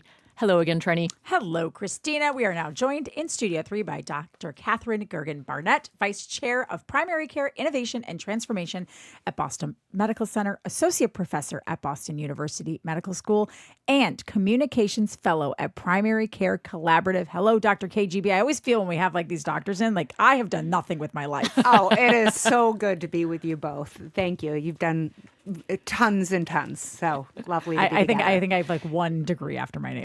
That's all right. That's all we got. And It's it all we counts. need. It It's all we counts. need. Exactly. Dr. KGB, I got a question for you. Yeah. Are you going to Martha's Vineyard this summer? I am guessing you are asking this question because of the infamous alpha gal that everybody's talking about. So there was actually a great piece in the Globe yesterday, and I know this wasn't even on the lineup of what we were going to talk about today, but I do think it's on the top of everybody's mind about what's happening in Martha's Vineyard. We know that the ticks, the Lone Star tick, is migrating north given climate change. Right. And there was an amazing piece about, this person who has these white pieces of fabric that he draws through the grass and picks up all these ticks that carry Lone Star. Yeah, it's gross. I probably will go to Martha's Vineyard at some point, and I definitely know lots of friends and kids of friends who are going, and I was actually thinking about sending them all the article, not to create fear, but also just to be really thinking about, when you are going outside, wearing the long pants, it's definitely not high fashion, but it is To smart. tuck your pants into your yeah, socks? Yeah, that is definitely not high fashion, but it is good to think about in terms of, what we know about these tick bites having the possibility, not everybody gets this, but for people to have sort of allergic reactions, which then, as we know, causes some difficulty breaking down things like dairy and meat. And, there was this great kind of set of pictures about these Martha's Vineyard, alpha gal safe brownies and all of that. So look, Do we know where this is going to end? No, but can we be kind of thoughtful about how we spend our time outdoors? There's very little ticks that are going to be on the beach, so enjoy that sand, put on sunscreen, and don't go wading in high grasses. Right, and wear permethrin. Is that what you spray permethrin, on? Permethrin. Permethrin. Yes. Spray that on your feet and all then over. some like genetically modified mouse or something that. Oh yes, I just learned that years ago. What? Yeah. So yes, out of MIT, there is this long. Actually, this has been going on for years, but they are looking to genetically modify mice. Yes. So that they essentially they would release them onto the islands of Nantucket and Martha's Vineyard because these mice are genetically engineered to what is it that they're genetically modified? Eat the ticks? No. Like to essentially be resistant to. I think they're going to mitigate transmission. It has to do with mitigating transmission, and that the ticks would be mating with ticks that do not carry Lyme disease because mice are vectors. Yes. And so when you mate with ticks that do not carry Lyme disease, the end goal is to ultimately get rid of Lyme disease. And then the other two really interesting things is deer, right? Yes. So we know that this is in large part tick-borne illnesses are because of overpopulation of deer. So I thought it was very interesting that Martha's Vineyard is now putting more venison on the menu. And they're creating longer hours for when people can hunt. This is my question for you. My dogs, we have 2 dogs, they get a Lyme vaccine. Yes. Why can I not get a Lyme vaccine? Yes, that is a good question. I know that those are being developed and worked on, but you're correct. That is not currently available for humans. But the good news is we can actually give you an antibiotic right away if we think you've been exposed, and it's very treatable if you do it early. Well, I think people think also that if I don't see the bullseye on my skin, then I probably didn't get. Yeah, is that always the indicator? Definitely not always the case. Yeah. You don't always have the bullseye. You should, if you have a tick on you, first of all, Lyme disease takes 24 hours of the tick being on you to transmit to you. But if you see a tick on you, definitely remove it. You're supposed to remove it with tweezers, pull directly out. Ideally save the tick. Yep. So you could show it to somebody and reach out to your provider and get antibiotics for So what you're telling me is I should have tweezers in a plastic bag in my golf bag. Yes, at all times. Okay, exactly. Right. I saw a neat trick. Actually, you tape it to an index card. Yes. And then you write the date. A little collection. That it happened. Yes. And so if you do have symptoms, then you have the card and you bring it to the doctor's office. I suppose I could also put a Seresto collar around my neck like we do for dogs. Yeah. So I mean, just that's to repel the tick. Just walk and then around you're with, really going to look good, nobody else on the just golf like course. a gray neutral necklace. GLP-1s are being talked about everywhere in relation to a million different things. But now there's multiple studies talking about how it's possible not that they're cancer preventing, but that they may help with slowing development and may actually, in conjunction with chemotherapy, help slow the progression of many cancers. Yeah, so I actually did a deep dive on GLP-1s a couple weeks ago Great, I have here so on many the show. You can listen to it. It's 45 minutes long with call-ins, so lots there. But what you're pointing to is actually a set of studies that came out of the American Society of Clinical Oncology, otherwise known as ASCO. And there was 40 studies that looked at the correlation between GLP-1s and cancer. Again, remember that these are observational studies. So we're not saying that people were put on a GLP-1 and randomized to one arm versus the other. But they were looking at 13 different cancers, some of which are more obesity mediated. Things like breast cancer we know is correlated because it's an endocrine disruptor when you have more adipose tissue. But they were also looking at things like lung cancer, and did find what looked to be like a very directionally, like a single direction of correlation between people who are on GLP-1s and reduced cancer rates and also slower progress or progression of cancer when they had them across all 13 cancers. So again, this is not something that we're saying every person should be on a GLP-1, but there is some thought that if you are being diagnosed with cancer already, should this be considered to be part of your combination of treatment? And in part, we know that GLP-1s work on the inflammatory factor and that cancers are part of an inflammatory cascade in many, many cases. That is so interesting, though, because the thing is that right now, GLP-1s are essentially, they're approved primarily just to treat type 2 diabetes and obesity. Correct. But so the idea of being able to expand the availability of GLP-1s to, as a part of a cancer treatment plan, I mean, what would that entail in terms of regulation? Well, so actually part of what I discussed in the past is there's really good evidence on GLP-1s in what we call fatty liver disease and end-stage renal disease. So there are other chronic diseases that have a very good body of evidence on GLP-1 kind of being more efficacious and reducing risk and symptoms. Part of what we're looking at and part of what I do all of the time as a primary care physician is when I know that there's a direct correlation of why a patient needs a GLP-1 and whatever chronic disease they have, you need to be working on what's called a prior authorization. We know those are massive headaches, both for physicians and for consumers. But I do think that we are going to start to see a movement in the cancer world. Again, these are observational, so we need to have more studies on these kinds of things. But saying, look, this person has a kind of cancer that we know that there is good evidence so far that we've seen, and if there's no harm, could there not be more benefit? And the question is, again, will people have to pay out of pocket?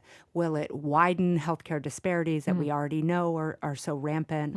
So that I think we're going to need to watch carefully. And the one thing I wonder too, you talk about people when they come into your office and they have, a health. They have a diagnosed healthcare reason for being on a GLP-1. There are also a lot of people who go to their med spa and get them. And those tend to be more compound, from what I understand.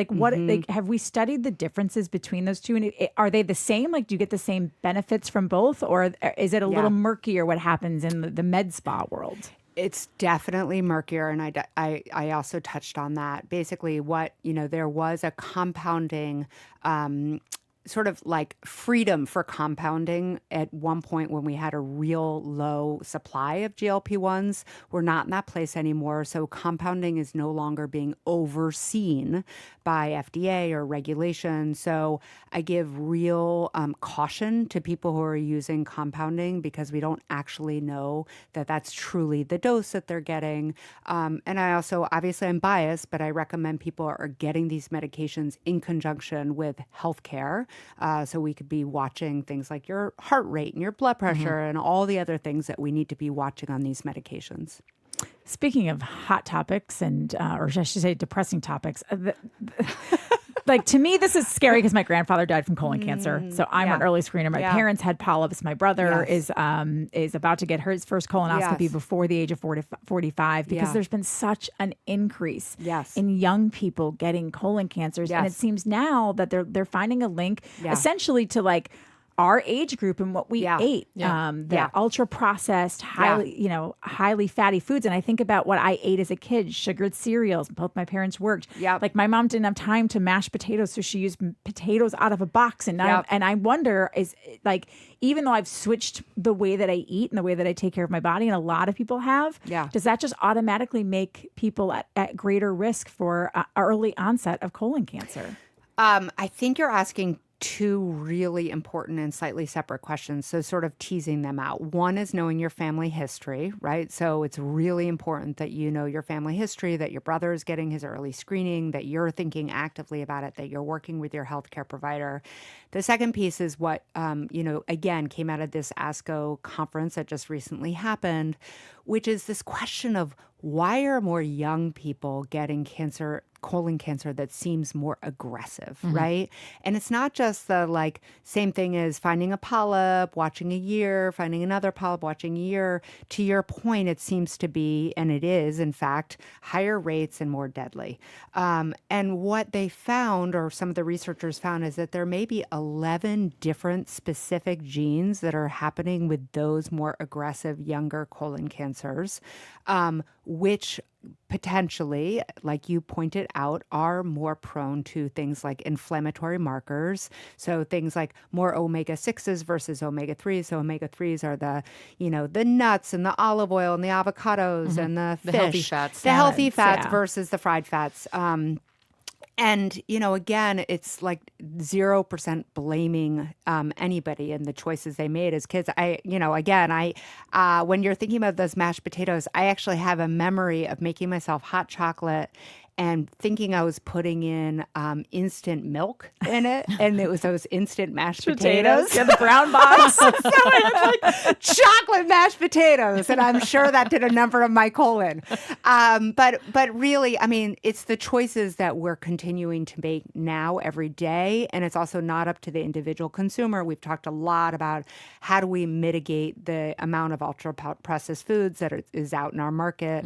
What's the role of the FDA? I wrote a op-ed piece on this. I feel, very strongly that this is a public health emergency and that there needs to be regulation. We're regulating so many other things, and we have an increasing body of evidence around what the food is that we're giving to our kids. Would earlier moving up I know they moved the screening up from 50 to 45. Correct. Would it be helpful to even move it up earlier? We don't have, the 50 to 45 is actually pretty new still. Yeah. And now we also have, fit tests where we're, it's much easier for people to do at-home screening, things like that. I think it's a really good question, and I don't know the answer in terms of when we're thinking about higher risk people, what kind of screening, and is it everybody is at higher risk now? We don't have the evidence that everybody is at higher risk. So I think there'll need to be a lot more population survey data before we move the recommendation. That being said, and I spoke about it last time I was on radio too, the USTSPF that puts out guidelines that are actually all paid for by all claims insurers is also disbanded. So we're needing to think about what are we saying? So stay with the basics, talk to your provider, know your family history, start getting screened at 45 unless you're a higher risk known by family history. All great advice. You actually also wrote something recently. I'm going to pivot over to a piece that you wrote about fixing the broken system of wheelchair repairs in Massachusetts, which I think is something that a lot of people don't really take into consideration. Yeah. But it turns out that there is getting your wheelchair fixed, if you use one, it can leave you waiting up to 2 months. Correct. Yeah. This is actually something I feel really grateful to a colleague I work with. His name's Dr. Mel, who brought it to my attention because I write regularly for the Globe, and I'm always kind of looking for places to advocate for our patients, especially around health equity and access. And it was such a clear gap in terms of health equity, right? Mm-hmm. So people who are living in wheelchairs have, to your point, have had this historical experience and present day experience of having their wheelchair break down, submitting claims, going through all the prior authorizations, and still having to wait weeks, sometimes months, to get their wheelchair repaired, which means that they can't access their life. They can't get anywhere. They can't get anywhere. And it's just such a human rights, break of human right for these people. And so there's actually two really important bills in front of the Massachusetts legislation right now. One's in the House, one's in the Senate. We have two great champions that are working on this, and it's O'Day and Cronin, and they are working specifically to make sure that people who are in a wheelchair who submit a claim can get their wheelchair fixed within 10 days. So even that feels like a long time, right? But it's obviously a lot better. That there are no need for prior authorizations, especially if their wheelchair was bought recently, or the amount of damage on it is very low. And it also gives people who are in wheelchairs a right to submit some sort of legal consequences if these things aren't followed. So it's got teeth in the legislation and not just like a nice to have. Oh, we can't let you go without asking some quick, very we're getting a World text. Cup? World Cup questions. Yes. What diseases should we be hiding from in the next 6 weeks? Okay. All right. And I know you think about this a lot. Very briefly, This is the largest World Cup we have ever seen. We have people coming from all over the world. If you are going to the World Cup in any of the cities, first of all, stay super hydrated because you're not allowed to bring a renewable water bottle. Yes, because they don't want them throwing anything onto the... So, but it's going to be very, very hot. Second of all, make sure you're up to date on your measles. Get your titer checked. I'm having my husband get his titer checked. Wait, your what? Your titers. So making sure your measles, mumps, and rubella levels are high enough. Get your boosters. You don't even have to get a booster. If your vaccines are still good, you're good. But get your titer checked. It takes 2 seconds. Just ask your primary care doctor to order it for you. Okay. That's good to know. I will. Yes. I will message her today on the app. And be careful about Ebola, obviously. Yeah. Is that like a real? We have a texter saying, "Is there a risk to massive Ebola coming via FIFA?" Now, the Democratic Republic of Congo is not playing here. Correct. They're playing in Atlanta. Exactly. Yeah. This is something that we have to be watching very carefully. Obviously, Ebola is not as transmittable as measles, but there will be a lot of surveillance, and we don't need to be anxious, but just mindful. Great, thank you. Wash your hands. Thank you. Wash your hands. Stay hydrated. We've been speaking with Dr. Katherine Gergen Barnett, Vice Chair of Primary Care Innovation and Transformation at Boston Medical Center, Associate Professor at BU Medical School, and Communications Fellow at Primary Care Collaborative. Dr. KGB, thank you. Thank you so much. Coming up after this quick break, food policy analyst Corby Kummer. I'm Christina Quinn with Trenny Casey, and we're in for Jim and Marjorie. You're listening to BPR on 89.7 GBH and streaming at youtube.com/GBH News.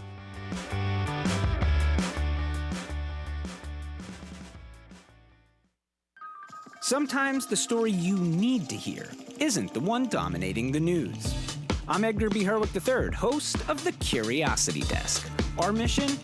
To be your guide through it all. From how does it work to how did we get here? From compound interest to, well, compounds, like molecules and stuff. We'll follow our curiosity wherever it leads. Join us on the journey, weekdays at 1 here on GBH 89.7. Support for our programs comes from you. And Rockport Music. The Rockport Chamber Music Festival, now running through mid-July, features violinist Augustine Hadelich, the Brentano Quartet, violinist Joshua Bell, and more. Details at rockportmusic.org. And Atlantic Design Center by Eldridge Lumber and Hardware, committed to helping customers achieve their vision for a new kitchen or bathroom and guiding them from design to completion, with showrooms in York and Portland, Maine. AtlanticDesignCTR.com.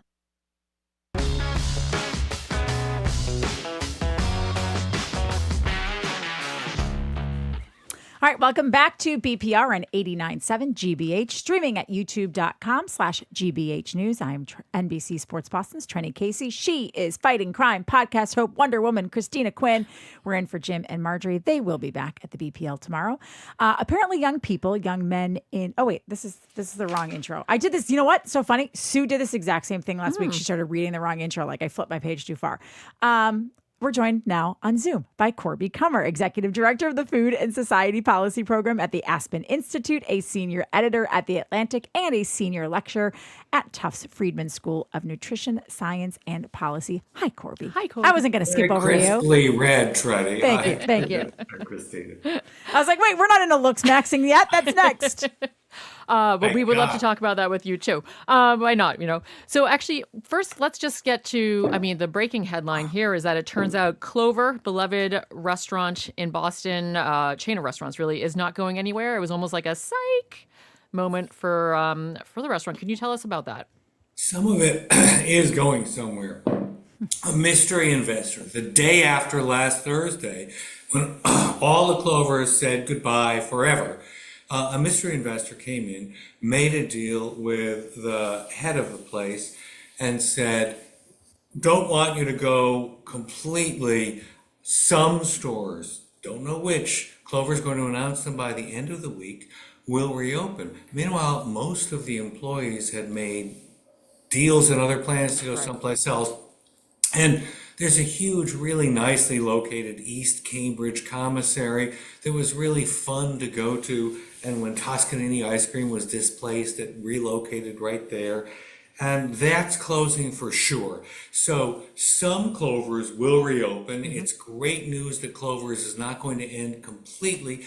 And I guess their hope is figure out a plan by which they can somehow pay the 30 to 50% increases in food prices since the pandemic, keep some of the places open. One of the main reasons they closed was signing leases on primo retail locations downtown, which was really fun for lots of our friends who love going to Clover, but not so easy to keep a business going. Yeah, that's why I was wondering, like, is there any indication on, is this just sort of like tiding them over? Is this keeping them open for the long run?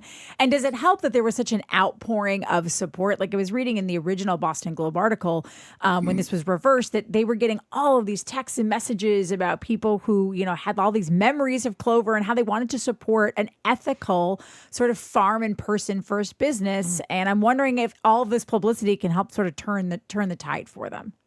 We all wonder if an advocacy campaign built on values we really believe in will attract mystery investors to come to ride to the rescue. No idea, but it can't have hurt. And definitely, if you believe in something strongly, you should try to register your support on social media. If it's about legislation, calling your legislator's office. I am curious. I mean, have you heard any whisperings about who the mystery investor is? Absolutely none. I suppose, speculate. But there's so many investors who were hard-headed and had come in at the beginning. Were quoted in that long Globe article as saying, I just didn't like the way they were managing the books. I wasn't going to stay on. And so this has to be somebody who strongly believes in the mission. Interesting. It is interesting. I love that it's a mystery. I know. Wonderful ever. And I kind of like that it's a mystery for the simple fact that, like, so many wealthy people love to tell you exactly how they're spending their money and where and all the good they're doing in the world. So someone who wants to stay out of the spotlight to me is actually pretty awesome. Yeah, I'm into that. And, you know, they're right. Because, for example, I run a program that I started at Aspen and I have to raise all of the money for it. So I'm constantly asking investors who believe in the fabulous values of my Food Leaders Fellows, for example. Many of them prefer to be anonymous, and I completely see why. They don't want to be deluged by other requests, like mine, frankly, to the Clover investor, if that Clover investor unveiled themselves. I guess so. That makes sense. You know, the federal judge on Friday stopped a Trump administration effort to force states to impose certain restrictions on SNAP benefits in order for states to receive SNAP funding. Can you tell us more about what those restrictions are? You know, we've all gotten used to the idea that adults with children no longer under 16 but under 14 were being forced to show that they were looking for work. Tremendous numbers of parents were being made to show that they were looking for work, not only if they have kids, but if they were caregiving for parents before they could still just qualify for SNAP benefits. So there have been really awful limitations imposed, terrible decimations since SNAP restrictions started really going into effect this year from the big tax cut bill of last year. But I did not know that among these restrictions were anything related to gender ideology, immigration, fair athletic opportunities for women and girls. The idea of tying ideology as well as the cruelty of not taking into account the time demands of child and parental care was new to me. And a federal judge sided with 20 Democratic states that had filed against the federal administration on Friday for saying you can't impose these restrictions. But I'm not clear in the AP article how long this stoppage will take effect and whether it will really increase the rolls, which have decreased by nearly 4.3 million from January 25 to January 26. It's a horrifying number because those people weren't scamming the government. They needed those food stamps. Yeah, Corby, what has happened to the Super Bowl, especially with rising? We talk all the time with you about rising grocery prices and rising gas prices and these families that need these subsidies. I mean, where are they? How are they feeding their families? With soda and the cheapest calories they can buy, exactly what they shouldn't be buying, and they know they shouldn't, but it's what they can afford. And by going to food banks, which have never had more demand, never had longer lines, and philanthropy and our contributions when we're really worried about people are great, and we should definitely be contributing to local food banks, Food pantries, which are terrific food pantries, are kind of overlooked. They're smaller, they're nimble, they're often in church basements or schools or universities, kind of behind a stairway, so children aren't stigmatized, but they can't fill the gap. Nothing can fill the gap like government. Right. So it's government that has to be able to restore these benefits. And not only have the restrictions been increased, but the staff have been decimated. And therefore, longer and longer waits are really stopping people who need them and genuinely qualify, even under the new restrictions, from continuing their benefits, because states just don't have the personnel to fulfill the commitments. Well, yeah, I mean, that's actually leads to my next question, which is, I mean, how long could it take for benefits to get back up and running for people who lost them? Years. I mean, there has to be a new bill authorizing more money and then authorizing the staff increases to be able to handle the demand. I mean, it was really a deliberate crippling of the benefit system. The cruelty is cruel. It's hard to stomach. We'll end here, though, on sort of a fun note. I know that invasive green crabs, when you use the term invasive, it seems terrible, but apparently they are tasty. Tell me more, Corby Kummer, about green crabs. Green crabs. So first of all, green crabs are a horrible menace. I think they can lay like 170 million eggs at a time, or maybe that was ticks up Martha's Vineyard, another bad news story that was just chilling and we don't want to go into, because you can never have pizza again because of allergies to milk that ticks cause, the Lone Star tick. Back to green crabs. Because of warmer waters, they decimate clam populations. Ipswich, the world center of soft-shell clams, which we all love when we go to for fried clams in Ipswich and Salem, they've been really menaced by green crabs. But now there are companies that say, okay, it's hard you can't just put them on a table with mallets the way big blue Maryland crabs you can and have this fabulous crab boil. But what you can do, because there's very little meat in these little shells, which are really tough. But if you crush them industrially, if you make them into stock by boiling them for a long time and then dehydrate the powder, it's a very good seafood stock. And restaurants are putting it on the menu for ramen. I thought that was great. I want to go have some green crab ramen. And some of the meat can be good. It's hard to get to, but it can be separated mechanically. So the idea, what was it, tiger something? There are these invasive species in places like Mia Seafood in New Haven, Connecticut, where there's a charismatic owner going out and hauling up these invasive species. The best way to try to get rid of them is to eat them, because you create an economic market for them and an incentive for fishermen not to just throw them back, where they're going to reproduce and decimate more clams and oysters around Ipswich, Duxbury, all of these waters that are warming and becoming more and more hospitable for these invasive, terrible green crabs, really strong. You can create a financial incentive for them. I love the idea of eating your enemies. Eat your enemies. We can dream of it in other ways. Have you tried any? I mean, do you know what it tastes like? No, I've wanted to. I was going to do a lionfish, not tiger, lionfish. Oh, yes. Also awful, and in Long Island Harbor. And I was looking for a way of eating these lionfish.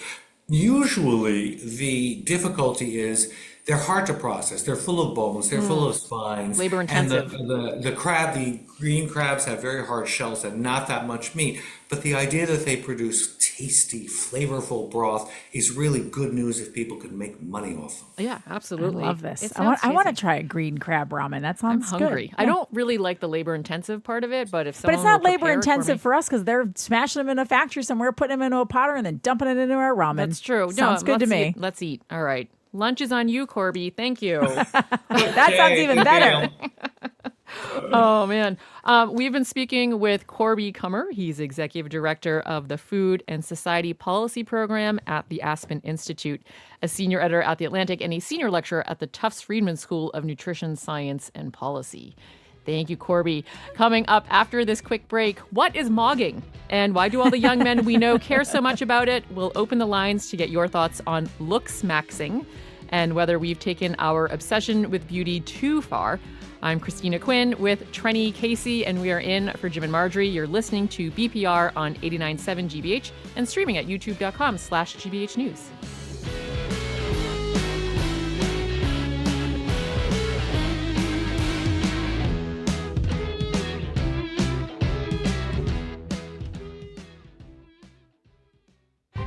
When we look back at the American Revolution, we're not just looking at history. Each story reveals how a young democracy struggled with questions that still echo today. When we look at our past, we uncover what remains fragile now. Discover our series From Colony to Commonwealth at gbh.org/America250.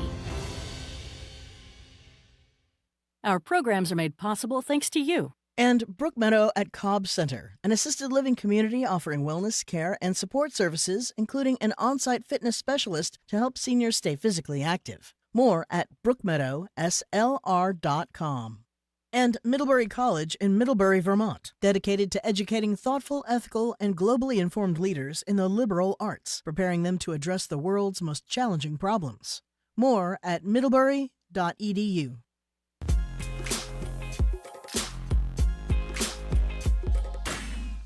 Welcome back to BPR on 89.7 GBH, streaming at youtube.com/GBH News. I am NBC Sports Boston's Trenny Casey. She's Fighting Crime podcast host Christina Quinn, and we're in for Jim and Marjorie. They will be back with you at the BPL tomorrow. All right, apparently young people, young men in particular, are reconfiguring their facial bone structure with one simple step. Just one simple step. One simple step. Taking a hammer to their cheek and jawbones in an effort to become more beautiful. Here's perhaps the most popular bone smasher, Braden Eric Peters, aka Clavicular. Bone smashing is based off of Wolff's Law that, you know, when you break down a bone, it grows back stronger. But no, there's real science behind it.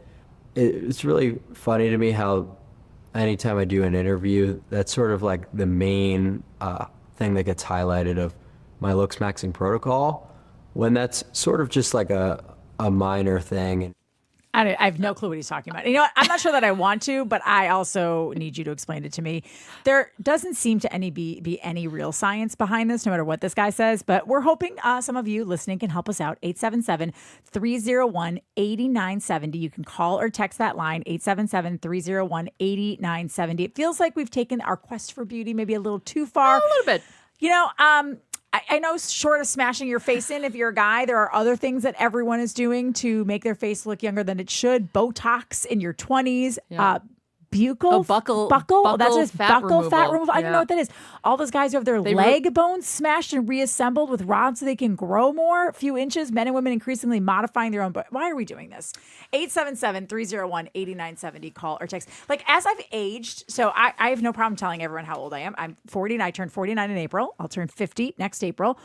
I don't understand this obsession with looking young and this obsession with like erasing your experiences from your face. And trust me, there are times that I stare in the mirror where I like pull up my forehead. Mm-hmm. I do, full disclosure, I use they're called, what are they called?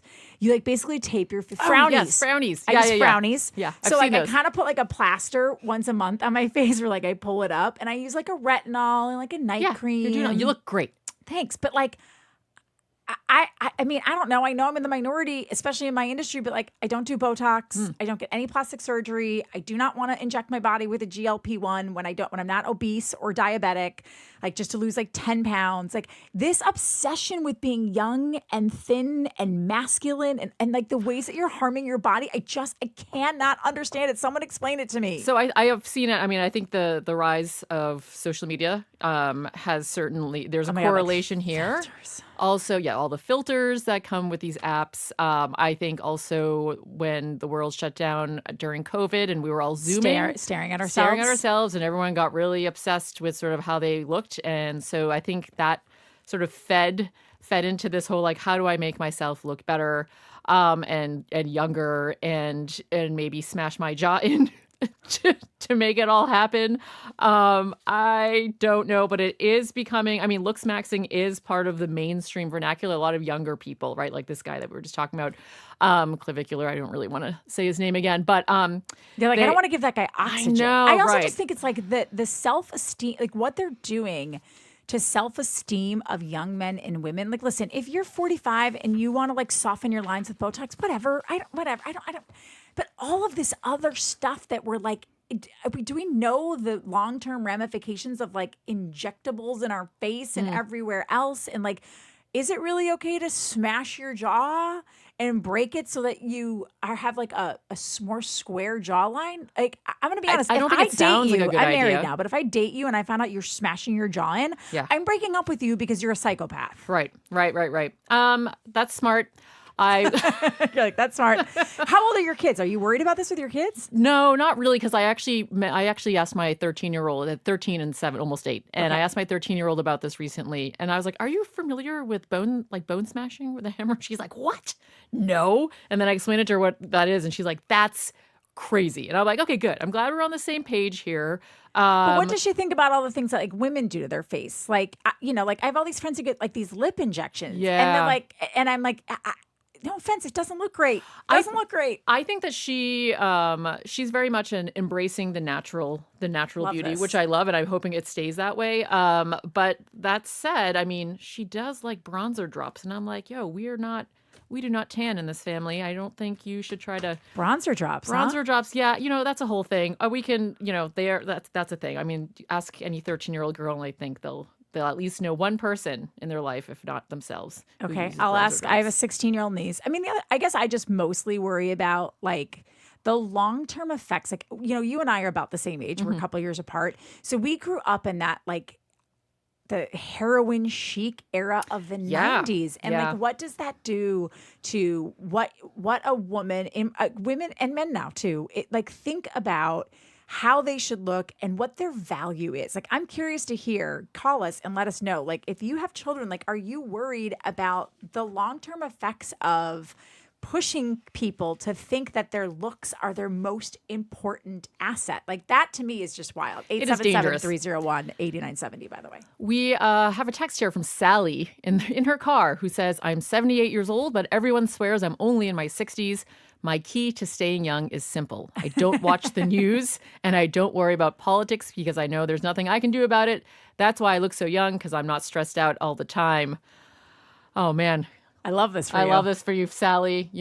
Stay with it. I mean, clearly you're not totally ignoring the news because you're listening to us. We appreciate it. But hey, more power to you. Yeah, I mean, I have Botox for my jaw because I have severe TMJ. And so that to me has been a lifesaver, but it's expensive and I have to get it like every 4 to 5 months. Wait, insurance doesn't cover it even though it's medically necessary? No, because this is like a thing between like, it's like, oh, is it a dental issue or a medical issue? And never the twain shall meet. So I can't get coverage for it. And so I have to fork over a handsome sum. But I do appreciate the relief it provides. So I'll let you know in a couple of decades if I can open my mouth again. But, great. For the time being, it's working. Well, we want to know about bone smashing, and it sounds like we have a perfect person if they, if the call screen is correct. We have Chris in Boston, who is a plastic surgeon on the line. We've got one. Chris, Yep. What is it? What is going on here? Hi, I'm Chris Lee from Claro Plastic Surgery in Chestnut Hill. And so, I get questions about this all the time. Bone smashing is complete BS. I do think that there is some probably soft tissue swelling that's happening with people who are hitting their face repetitively, but to suggest that it has some significant changes to the bone structure below, I think is a far cry from the truth. Do you have patients? Have you had patients who come in asking for refining their jawlines? And has it happened more so in recent years? Oh, of course. Yeah, absolutely. I mean, I do everything from injectables, filler, biostimulants, obviously plastic surgery. There's always going to be people who have significant, pathology or things that can be fixed. Now, the trick is really to make sure that you're not overdoing things. And I think the common or misconception that people have is that plastic surgery in general will make people look crazy. And I think at some point that was the case with new techniques and new technologies. That's just not really the case anymore. A lot of times when you see someone who looks abnormal or looks puffy, it's mostly because they're just doing way too much filler and they just don't have someone to tell them, like, enough is enough and you need to do something different. If you're really trying to fix these things that you're trying to fix with minimally invasive techniques, you might be graduating up to the big leagues soon. I will say Jane Fonda looks incredible. Oh, she looks like incredible. she's got a great plastic surgeon. But she herself has said that she regrets getting all of that work done. Oh, really? I heard her. I think she Chris, thanks for the call. Yeah, thank you so much, Chris. I've heard her say that. I think it was on maybe Julia Louis-Dreyfus's podcast. That actually surprises me because of all the, like, obviously a lot of people get stuff done. And some, it gets, like, to Chris's point, some are more moderate with how they do it and they make sure, like, if you're going to do it, spend the money and get it done right. Like, I'm always like, if I'm going to get plastic surgery, I'm going to do it like Jane Fonda because she looks awesome. Yeah, well, but she does look great. She does. We have Annie on the phone. Annie from Boston. Hello. Hello. I'm calling because it occurred to me when I was listening to this. I'm over 70 years old, and I keep reading in the news how young people feel like they don't have options. They can't get jobs. They can't do things, and this is something they can do. Interesting. They can fix themselves, and they can be good at it. And everybody wants to be good at something. And this is something that they can be good at. I love this analysis. Annie, that is really insightful and something like, I know on the call screen it says they do something they can control, which if you've ever dived deep into like eating disorders, like oftentimes that's it's sparked by a need for control and having, you may not, your home life may not be what it is or your work life, but you can control what you put in your body and how you look. So that's a really like much less judgmental way of looking at this. No, that's a really good point. And on a lighter note, I mean, people who, go through breakups afterwards, they cut their hair, or diet or something. Give yourself something. Yeah. Yes, that's right. Which I've always wanted to do. We have a text here from someone named Tony who said, do we think this is real? That he got a hair transplant on his chest for a cruise? Come on, Tony. I feel like you're pulling our leg. Oh, it's just fun to say out loud, though. Oh, okay. We've got Susie on the phone. Suze from Framingham. Hi, it's Suze from Framingham. And I just, honestly, I don't know why you're covering this. You guys are, I'm a long-time listener. I'm an NPR addict. But when you have to say, I don't want to say the guy's name again because I don't want to give him attention, why did you say the name in the first place? Good point. I mean, that is fair. This like is sometimes really giving something self-abuse. oxygen, makes it worse. I mean, I feel that way oftentimes with the Oval Office. But at the same time, I think a lot of the message that is going out on social media, and although maybe I'm just seeing more of this because my algorithm pushes it on my Instagram, like you see so many people pushing their med spas and pushing this, I took this to look better and I did this to feel better and I looked this, took this, where maybe if you offer up an alternate perspective like Joanne from New Bedford, who said, Trenny, I'm with you. As a woman of a certain age, I've earned every line and wrinkle on my face, and that makes me smile a lot. Like that, I think sometimes, maybe that's why I thought this was an important conversation to point out, like, what kind of message are we sending? Not so much the focus on looks maxing and how that should be a thing, but that how do we stop this from like being so pervasive in our society? I guess with social media, just burn it all down, but we can't do that with social media. But you know what? I mean, we can at least talk about it here and have a discussion about it, and in a way that we're clearly not promoting going to extremes, like to smashing your face. Yeah, to meet some unrealistic standard. Just because, somebody on social media has a filter on all the time. We would love to hear from you guys, though. Give us a call at... 877... Hold on, I got it here. 877-301-8970. 877-301-8970. That is the call and text line. I mean, I feel like... I had a thought, and then this is what happens when you are a woman of a certain age. You have a thought, and then it disappears immediately. It'll come back. And then it comes back. Maybe when you're driving home. Probably. But an anonymous texter says, health is important. Looks are irrelevant. And that is a good point. I mean, that is a good. I think also it's like when you realize like you're nothing without your health, right? I feel like that's like sort of like my compass, right? Where I'm just like, gosh, like when I even just get a cold, you know what I mean? And I have 2 kids. I'm like being sick with kids is such a pain in the butt. And so, health really is important. I don't know if I would say looks are completely irrelevant. I think it I like presenting myself in a way that makes me feel good about yourself. Yeah. But yes, health is definitely number one, numero uno. We have Alyssa in Medford sent us a text. I don't love how we keep saying we are, quote, fixing ourselves. Oh, was something Alyssa, I'm really with you. wrong? Most likely nothing was really wrong, and it makes the rest of us feel like we have something wrong for not having corrections done. Really, really excellent point, Alyssa. Yeah, Alyssa, I'm not going to lie. And I'm very appreciative of Chris calling in. And listen, plastic surgery is a wonderful career to go into. And I know it's not just those things that they do. They do a lot of great work. If you get bit by a dog or something happens, right?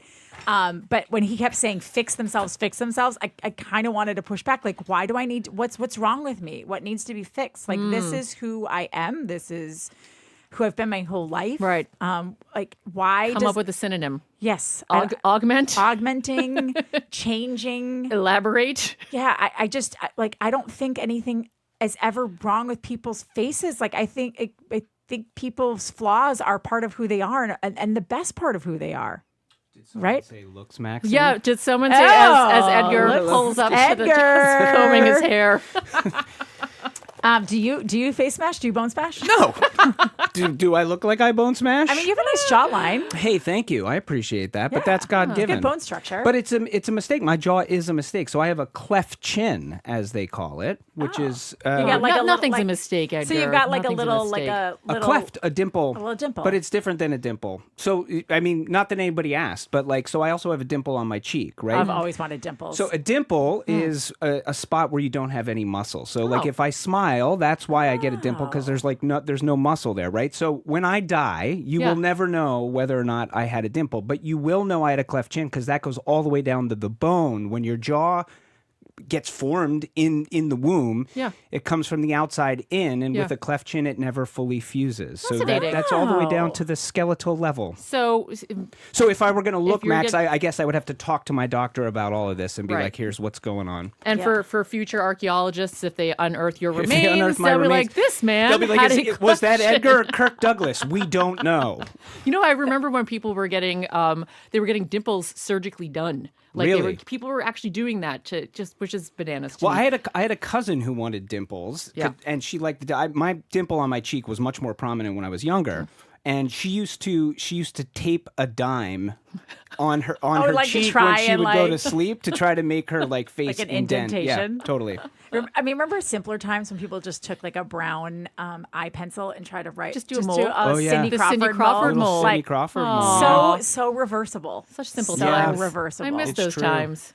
Why is there 2 X's in Look Max? There's 2 X's, right? I think it's 'Cause just it's a to the max. Because it's to the max. Dumb, toxic male internet speak. It does seem pathological at a certain point. It is. No? Everything's fiber. Well, fiber maxing is up there too, which I'm actually okay with. Protein because maxing is- Protein maxing. Yes. But I guess inherently, by the very nature of maxing, Yeah. you are pushing. You already it to are the limit. pushing Yeah. it. Well, speaking of it, what about curiosity maxing? What do you have on the curiosity desk We're today? going to max curious about the amount of alcohol that people were drinking in Revolutionary era times. Oh. So there's a local Boston historian who's got a book coming out tomorrow, which is called Cocked and Boozy. I love it. This sounds awesome. And title. apparently Cocked and Boozy are just 2 of the some 200 words that Benjamin Franklin came up with to describe being drunk. There's all kinds of them. But anyway, it's Benjamin Franklin came up with those words? Yeah, apparently. What didn't he do? I know. Jeez. Yeah.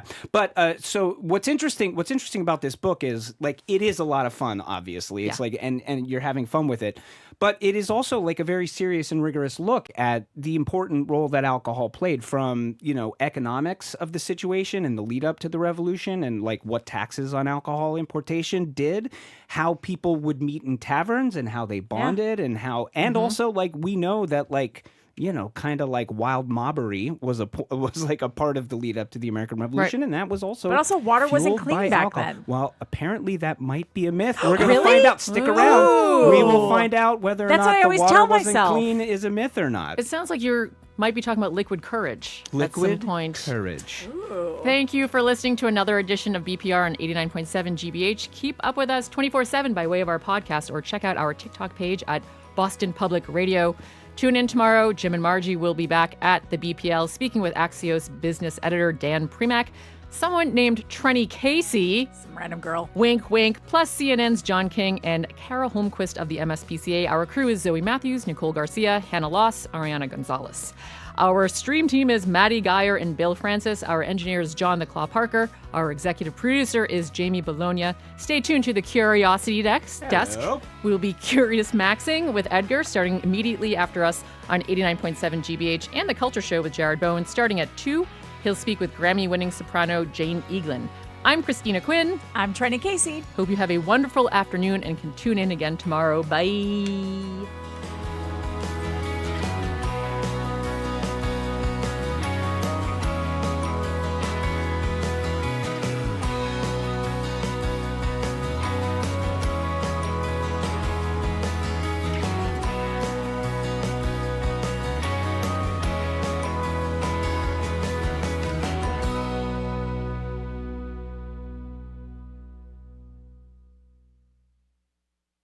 From the stories of centuries past to discoveries that will define our future, How Did We Get Here's, how-tos, and more. Journey with us down the rabbit hole on the Curiosity Desk. Coming up next on GBH 89.7. Support for GBH comes from you. And Cambridge Savings Bank, where they are committed to your financial well-being, and community is at the core of everything they do. Cambridge Savings Bank. Always you. More at cambridgesavings.com, member FDIC. And Maine Maritime Museum. Their new exhibit, Resounding, highlights the resilience and traditions of Maine's Indigenous and Black maritime communities, featuring both historic artifacts and contemporary art. MaineMaritimeMuseum.org. You're listening to 89.7 WGBH HD1 Boston. Online at gbhnews.org. GBH News. What matters to you? I'm Edgar B. Herwick III. Today on the Curiosity Desk, over in Cambridge, there's a company working to develop the world's first antidote to methamphetamine overdose. Picture how Narcan works with opioids, but with a totally different method of attack. Oh, and this one could work on fentanyl overdoses as well. Then, if our founding fathers had access to meth in the same way they had access to booze, it's safe to say we'd be living in a much different America. Cocked and Boozy is a new book all about how everyone was drinking like fish at the time of our nation's founding. And if you've ever wondered how we ended up in a timeline where Walmart is responding to your Instagram posts, we've got an expert on digital marketing. It's a delicate balance, towing the line between charming and totally obnoxious. And I can tell you from personal experience, it's not easy. That's all ahead this hour on the Curiosity Desk.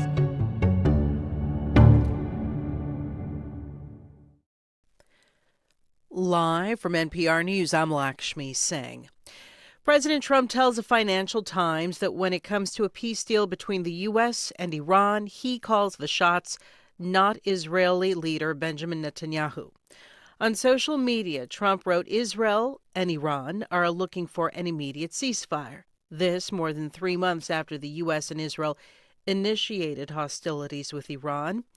Israel and Iran renewed fighting, even though Trump has publicly urged both to stop. Today, an Iranian Foreign Ministry spokesman accused the U.S. of helping Israel. Over the weekend, Iran and Israel traded airstrikes again for the first time since an April ceasefire, opening a new chapter in the war. Again, a spokesman for Iran's foreign ministry said that the United States is, quote, responsible for the consequences of any escalation in the Middle East. Duri Buskarin has the latest from Istanbul. Explosions were heard in multiple cities across Iran this morning. Israel says it targeted military facilities and a petrochemical complex in the southern city of Mashhar. A young man in Iran who asked to remain anonymous due to the risk of arrest for speaking to foreign media said the repeated cycles of war have made it meaningless to talk about fear or hope. He says many people around him feel rebellious and nihilistic. They wish for the destruction of everything, he says, just to free themselves from this chain of repetitions and the empty words. For NPR News, I'm Duri Buskarin in Istanbul. Red flags about immigration and customs enforcement's ability to protect taxpayer information are raised in the Treasury Inspector General's new report. Since ICE and the Internal Revenue Service agreed last year to share taxpayer data, the report finds errors stemming from inconsistent formatting in ICE's data and the IRS's matching criteria. A second case of a parasitic fly known as the New World screwworm is confirmed at a Texas ranch, and USDA says there are 2 others elsewhere in the state, bringing the total so far to 4. In San Antonio, Texas Public Radio's Jerry Clayton reports ranchers are demanding the Agriculture Department take aggressive measures and fast. On Christian Biedenharn's family's ranch about 2 hours south of San Antonio, he says they're hoping for swift action from the U.S. government to produce more sterile flies, which trick the wild insects into wasting their one chance at reproduction. We need those quarantine zones, and we need funding as fast as possible. And we kind of need all the above strategies right now, just given what seems to be a delay in getting production and volumes online. Agriculture Commissioner Sid Miller last week criticized the USDA for what he called a slow, bureaucratic, and incomplete response to the threat. Texas Governor Greg Abbott announced last week he's expanding a statewide disaster declaration. I'm Jerry Clayton in San Antonio. This is NPR News. Good afternoon. With the latest from the GBH Newsroom, I'm Henry Santoro. Nearly 70 Lynn High School students graduate today from the first ever Lynn Community Health Center Fellowship Program.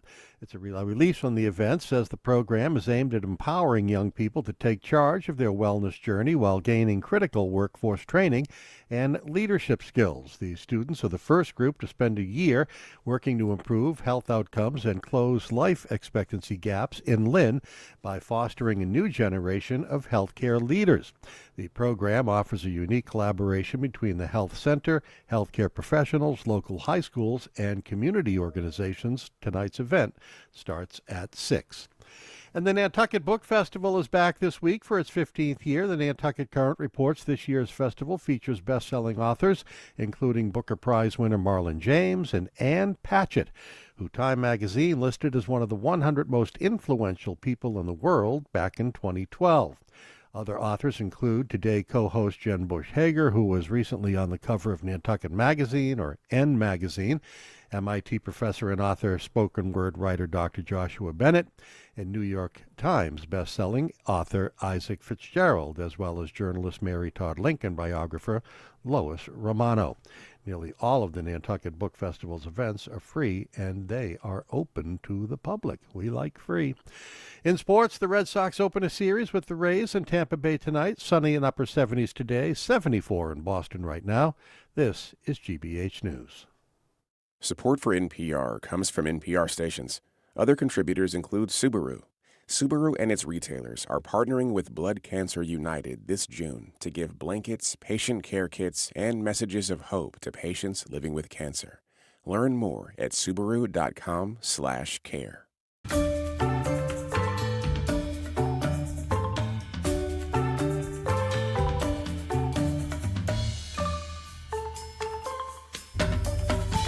Welcome to the Curiosity Desk on GBH 89.7. I'm Edgar B. Herwick III. We are streaming live at youtube.com/GBH News.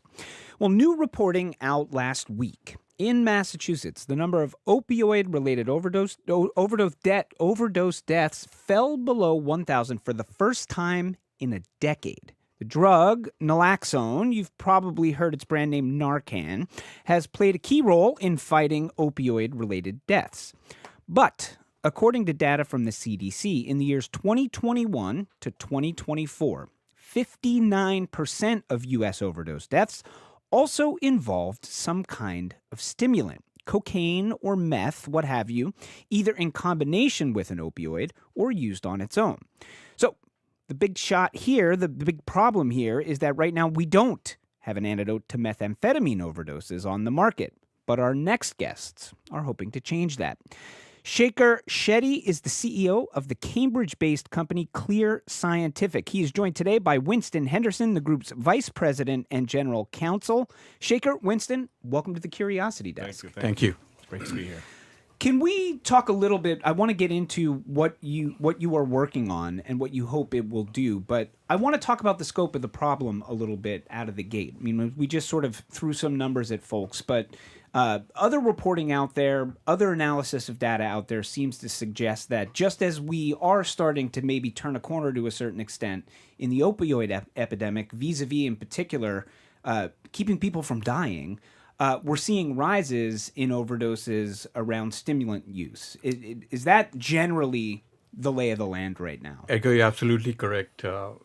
For stimulant, just to give you a sense of the scale of the problem, there are over 2 million emergency department visits related to fentanyl, methamphetamine, and cocaine. Okay.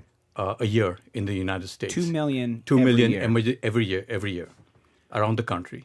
And there are about 200,000 deaths. You're right, opioid-related deaths have gone down, but stimulants like methamphetamine and cocaine continue to create havoc around the country.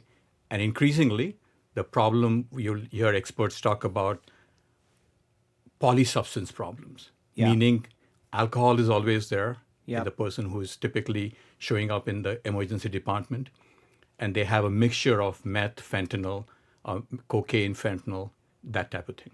And this complicates the situation for doctors who are trying to treat the situation. Absolutely. It? And typically, people who are intoxicated with meth have almost a superhuman strength, and it takes sometimes 3 to 4 people to hold them down.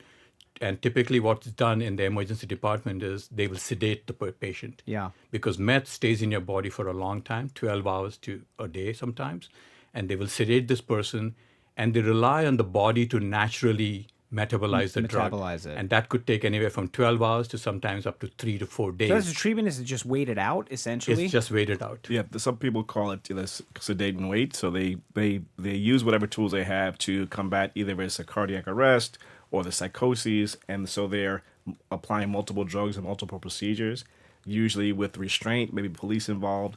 And so it's a really hard condition to treat from a public health standpoint, from a staff standpoint, the patient standpoint, and also you're taking up beds. So when we talk about public health and the resource limitations, it's a kind of a problem on all those fronts.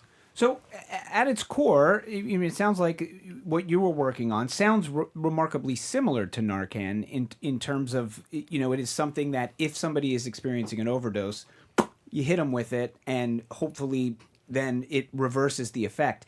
However, obviously, Narcan would not work in this instance. I'm going to guess because the chemicals are different. So let's get into that. What makes this the same as Narcan, and what makes this different than Narcan? That's a great question, Edgar. So the challenge you have with opioids is opioids bind to fentanyl binds to what is called the mu opioid receptor in the brain. One receptor. One receptor. Methamphetamine, however, binds to everything in your body. It stays in your body for a long, long time. Well, as you were just saying. And increases your heart rate, increases your blood pressure, the body temperature goes up. And like I said, these people who are intoxicated with methamphetamine have almost superhuman strength. Yeah. And it stays in the body for a long, long time. So what is the thing that you're working on?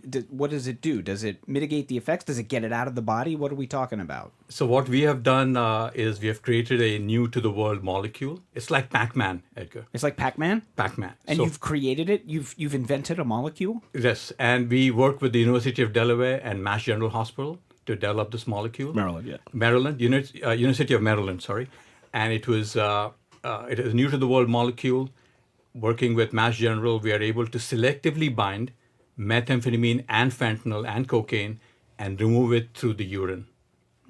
As soon as our drug, we are calling it CS1103, as soon as Pac-Man binds methamphetamine, the receptors cannot see it anymore. And it's able to remove all the toxic effects effects of methamphetamine.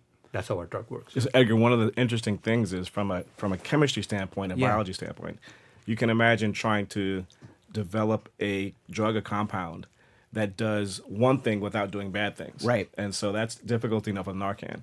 But imagine trying to go after multiple conditions or even one meth condition that hits this many receptors and blocks those but doesn't do other things down the road. It's almost an untenable solution. So we think that our approach is not only scientifically good, but a fantastic approach for something where you have so many receptors involved. How quickly does it work? I mean, you were just talking about the fact that, something like methamphetamine in particular can stay in the body for 12, 24 hours. And what in the case of what you're developing, how would it be administered? And then how quickly does Pac-Man go to work, shall we say? Yeah, absolutely. And clear the board. Absolutely. So our drug, we can do intramuscular, like a jab, if you will, like you would get your COVID shots, for example. Mm-hmm. We can do intravenous, IV, and we also have an oral formulation. So we envision when someone's known or suspected overdose intoxication with methamphetamine, you'd give them a jab of our drug. And at least in non-clinical studies, we have seen the effects reverse within 2 minutes. Kind of like fast. similar to what Narcan does with opioids. Wow, that's remarkable. We are talking with Winston Henderson and Shaker Shetty from Clear Scientific about work developing the world's first treatment for methamphetamine overdose. So world's first. So there is nothing like this on the market. Is that the case? There's nothing really. There is nothing available for methamphetamine at this time. And I'd be remiss to tell if I didn't mention National Institute on Drug Abuse, NIDA, has been a tremendous supporter of our work because they recognize that at least for opioids, you have Narcan, naloxone, as you mentioned, Edgar, but there's nothing available for meth, and it creates tremendous havoc around the country. So we have tremendous support from NIDA, and the current standard of care for methamphetamine is sedate. Sedate and wait, as Winston was saying. Exactly. It's a very expensive. One of the things, while we're giving credit, some good news is we have had tremendous support from NIH and NIDA. I also think the country is working in a lot of ways to reduce overdose, and the burden is also very local. And so you have local municipalities between policing and housing and hospitals. They just need a new therapy. So we think of ourselves as the innovation partner for public policy, where people who are suffering deserve innovation, and we're happy to work on an innovation partner for all the other parts of the society that actually are working very fervently to reverse overdose. I think most people listening know that getting new treatment, new drugs approved is a long, laborious, and expensive process. Where are you at right now in terms of the timeline and the process of getting your treatment to the marketplace? Edgar, I'm happy to report that the FDA recognizes that this is a significant unmet need. Yeah. So we've been granted fast track designation for both indications, for the methamphetamine as well as for the fentanyl indication. Okay, so and we've been talking a lot about methamphetamine, but this will also work on fentanyl. We are lucky it binds both fentanyl and methamphetamine. So this addresses the big problem that I mentioned earlier, the polysubstance problem, because most people have more than one drug on board. Yeah. So we can remove both the molecules at the same time, both the intoxicants at the same time, if you will. Winston, what does the fast track designation mean? That's something we sort of hear a fair amount, but I'm not sure I fully understand what it means when you've been fast tracked. So the fast track does really two major things. One is it is a recognition by the FDA that's a serious problem, and that helps a lot because a lot of people have to be educated on what the degree of the problem is.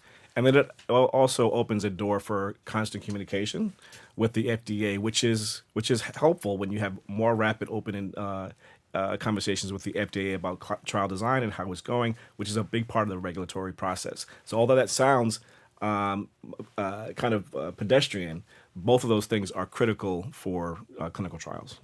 How did you two meet? How did this project get started? Where did this come from? I mean, this is one of those things where it seems to me like it strikes me that it makes sense to me that you're getting government support on this, because it sounds like you're meeting a need that is out there, that is growing, and that nobody is meeting yet. But how did you end up being the people that are working on this? So it's really funny. We have a number of different cultures represented on our team. So people use words like kismet or beshert or all these things where the evolution of karma, The co-founders were working on a particular problem, and when we started the company in 2019, and we were trying to develop some things that had to do with some fears of the Department of Defense about weaponized fentanyl. So working on that, fascinating. Working on that, and Shaker can elaborate if we have time. Working on that solution drew the attention of the NIH that asked us whether we could also develop something for methamphetamine, because they were saying at least they have Narcan, but the big problem is they have nothing for methamphetamine use. Yeah. So we presented to the director, and that started a good relationship with us investing some money to show that we could do that. And then we've been on this journey. Along the way, we had some really interesting interventions where one of our scientists met a physician at church, which led us to looking at certain molecules, and we licensed those molecules and have been developing them. And then the kind of passion kicked in as well, where we realized how many people, including members of our team, have been touched by the overdose epidemic, and we've been on this passionate development journey ever since. Have you been personally touched? Have the two of you been personally touched by overdose? I have, and I hope it's okay to talk. Well, I'm sorry to hear you don't that. clear these with your friends, but yeah, my godson accidentally overdosed, and one of my best friend's sons, and so I am duly adamant about working on finding a solution. Good for you. Tell us more about the science development then. How did you get from we're working on fears of weaponized fentanyl to, oh wow, we may have a thing here? So we once we met Director Nora Volkov of National Institute of Drug Abuse, she alerted us to the problem that we face as a country for methamphetamine. And we had just founded the company at GER on March 1st, 2019. So we invested our own funds to do a preliminary study, because it's not easy to study methamphetamine at the doses that NIDA was interested in, very high levels that actually kills people. Yeah. Right? So we did studies with non-clinical studies, and we're able to show that within 2 minutes, we can remove the effects of meth. And within a couple of hours, almost 100% of the methamphetamine is removed through the urine in a non-clinical model. So that really excited us. So since then, we finished our phase 1. Our drug is tolerated in human beings, and we are we are conducting 2 phase 2 studies as we speak, one for methamphetamine and one for fentanyl. And when do those wrap up? As you look at it now, when you sort of like what are the hurdles that remain, and how hopeful are you that this is something that is saving lives? What, in a year, in 2 years, in 10 years? We are hoping within a year. Now that we have fast track status, we'll apply for what is called breakthrough status with the FDA, and really get consensus with them, because they want to solve this problem also for the country. And we envision applying for breakthrough and hopefully be in the market sometime late next year. What does this mean for, obviously there are a lot of hospitals in this town. Obviously, this is as you point out, this is a problem all across the United States. That is both. It's a problem for the communities. It's a problem, as you point out, Winston, on a personal level for people. What does this mean? How different is the world when this comes into the marketplace? So we can parrot what we've been told. So we've done extensive research. We talk constantly with first responders, with ER docs and communities, and they call it kind of a revolution to their treatment. As you can imagine, when ER doctors faced or first responders faced with an overdosing patient, they have no idea what's in their system. Yeah. And so the ability to have some effective thing that can deal with polysubstance and meth, where there's nothing right now, is revolutionary. So they use words like revolutionary addition to the tools that they can use to treat overdose.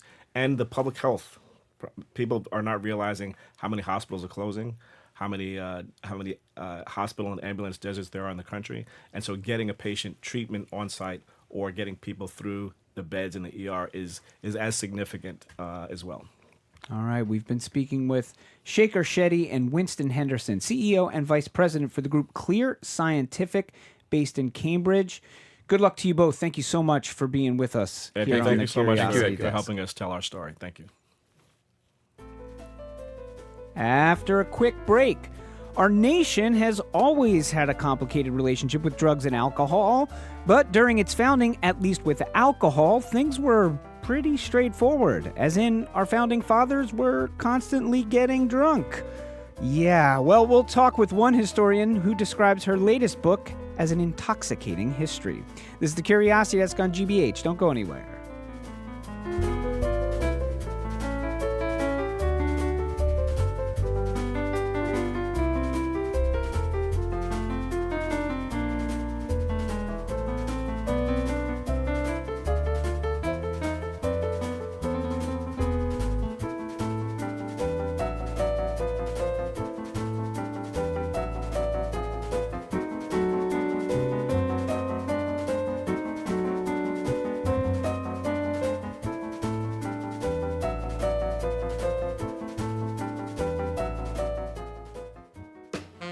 I'm Callie Crossley. Today on The Culture Show, Broadway's biggest night takes center stage, and we're here for the morning after review.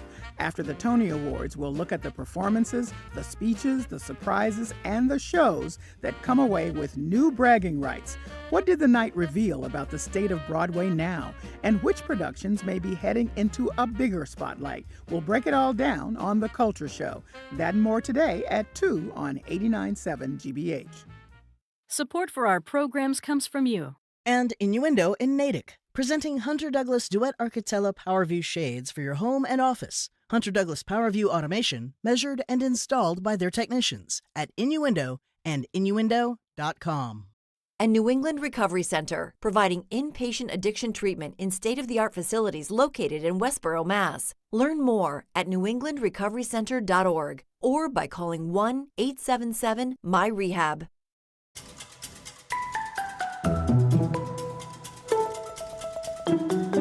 You are listening to The Curiosity Desk on GBH 89.7. I'm Edgar B. Herwick III. We are streaming live at youtube.com/GBEH News. Okay, in her new book, out tomorrow, our next guest makes the case that you cannot understand America's founding without also understanding the role that alcohol, booze, and drunken debauchery played in facilitating a revolution. Now, it all sounds like a rollicking good time, and it is, but this is also a deeply researched, insightful look into alcohol's impact on the American experience, not just socially, but from economic and political standpoints as well. Oh, and every chapter ends with a revolutionary-era cocktail recipe for good measure. Even though they didn't call them cocktails then, they did have cocktails. We are joined now in studio by Boston-based historian Brooke Barbier. Her new book is Cocked and Boozy, An Intoxicating History of the American Revolution. It comes out tomorrow, as we said. Brooke, congratulations on the book. Welcome to The Curiosity Desk. Thank you. So excited. So you called this book Cocked and Boozy, which are just two of Benjamin Franklin's, 200 or so terms for drunkenness that he coined? Over 200 terms that he recorded, yeah. So why did you choose Cocked and Boozy, and what were the sort of backups if you didn't go with Cocked and Boozy? There are so many fun ones, Edgar. So one of my most favorite is Swallowed a Tavern Token. It's a bit silly, but there's no mistaking its meaning. Yeah. I like Rattled and Staggerish, Got on His Little Hat. There's a lot of fun ones. Staggerish is pretty good. Yeah, I like that.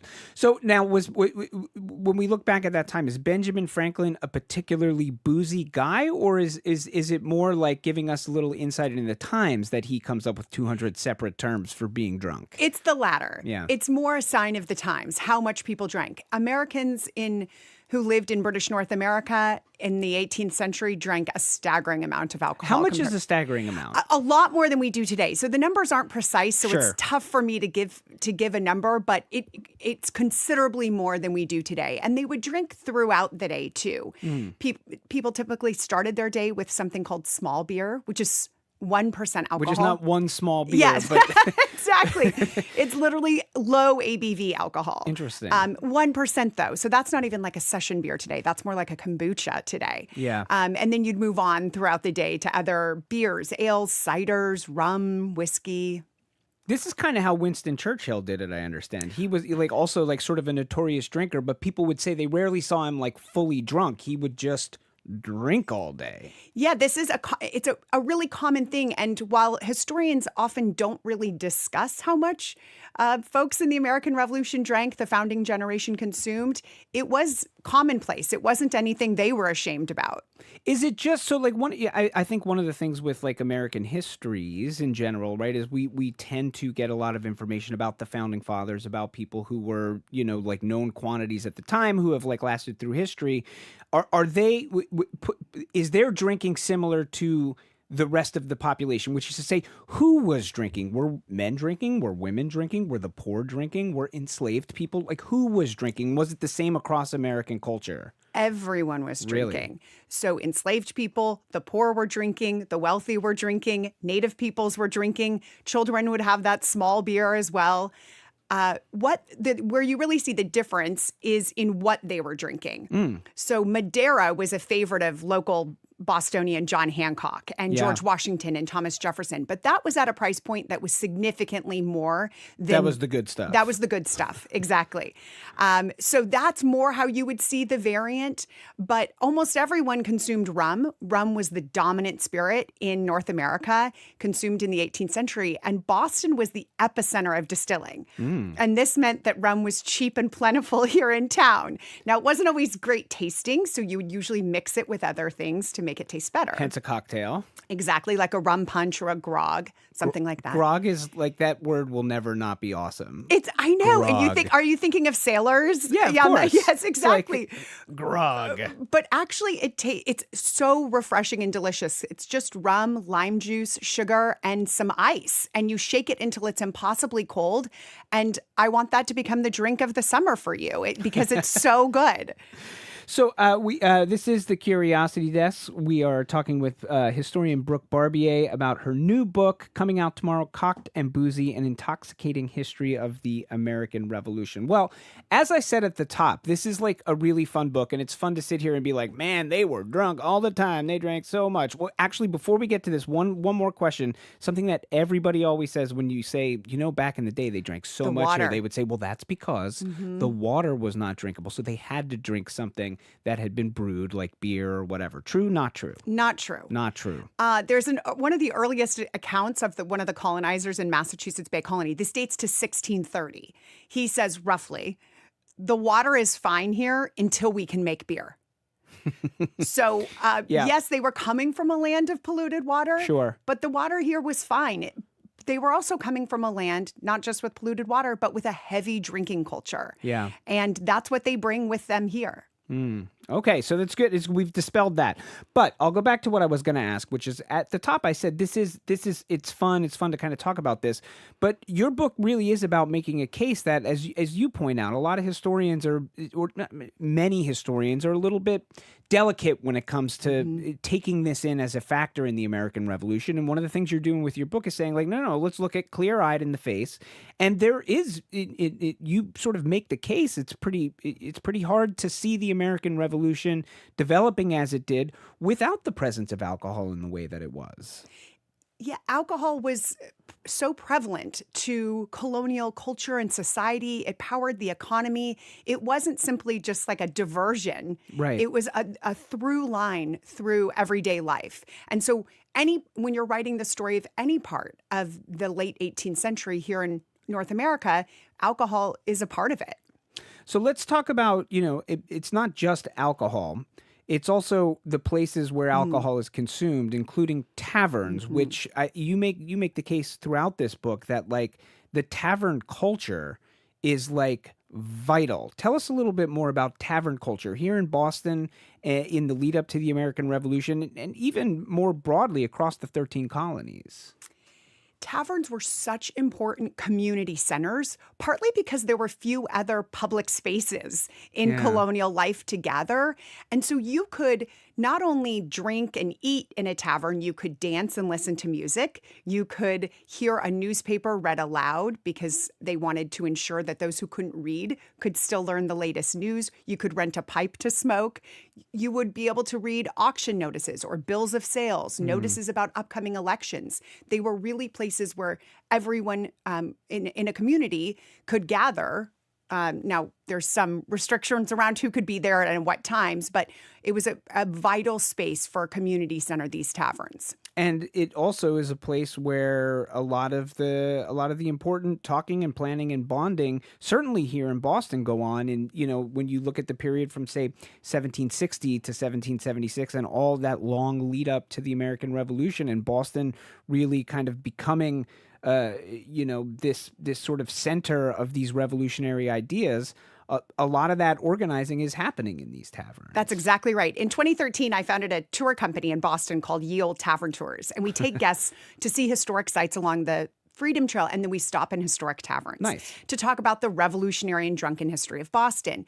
So that's a story and research that I've been working on for years now. Yeah. But then I started to zoom out, and the more that I looked at across all 13 colonies, it was so clear that taverns and alcohol played a role throughout. We get Thomas Jefferson's account of sitting at one of the taverns in Williamsburg, Virginia, talking about the latest tyrannical measures from Parliament. And this is pretty extraordinary. Yeah.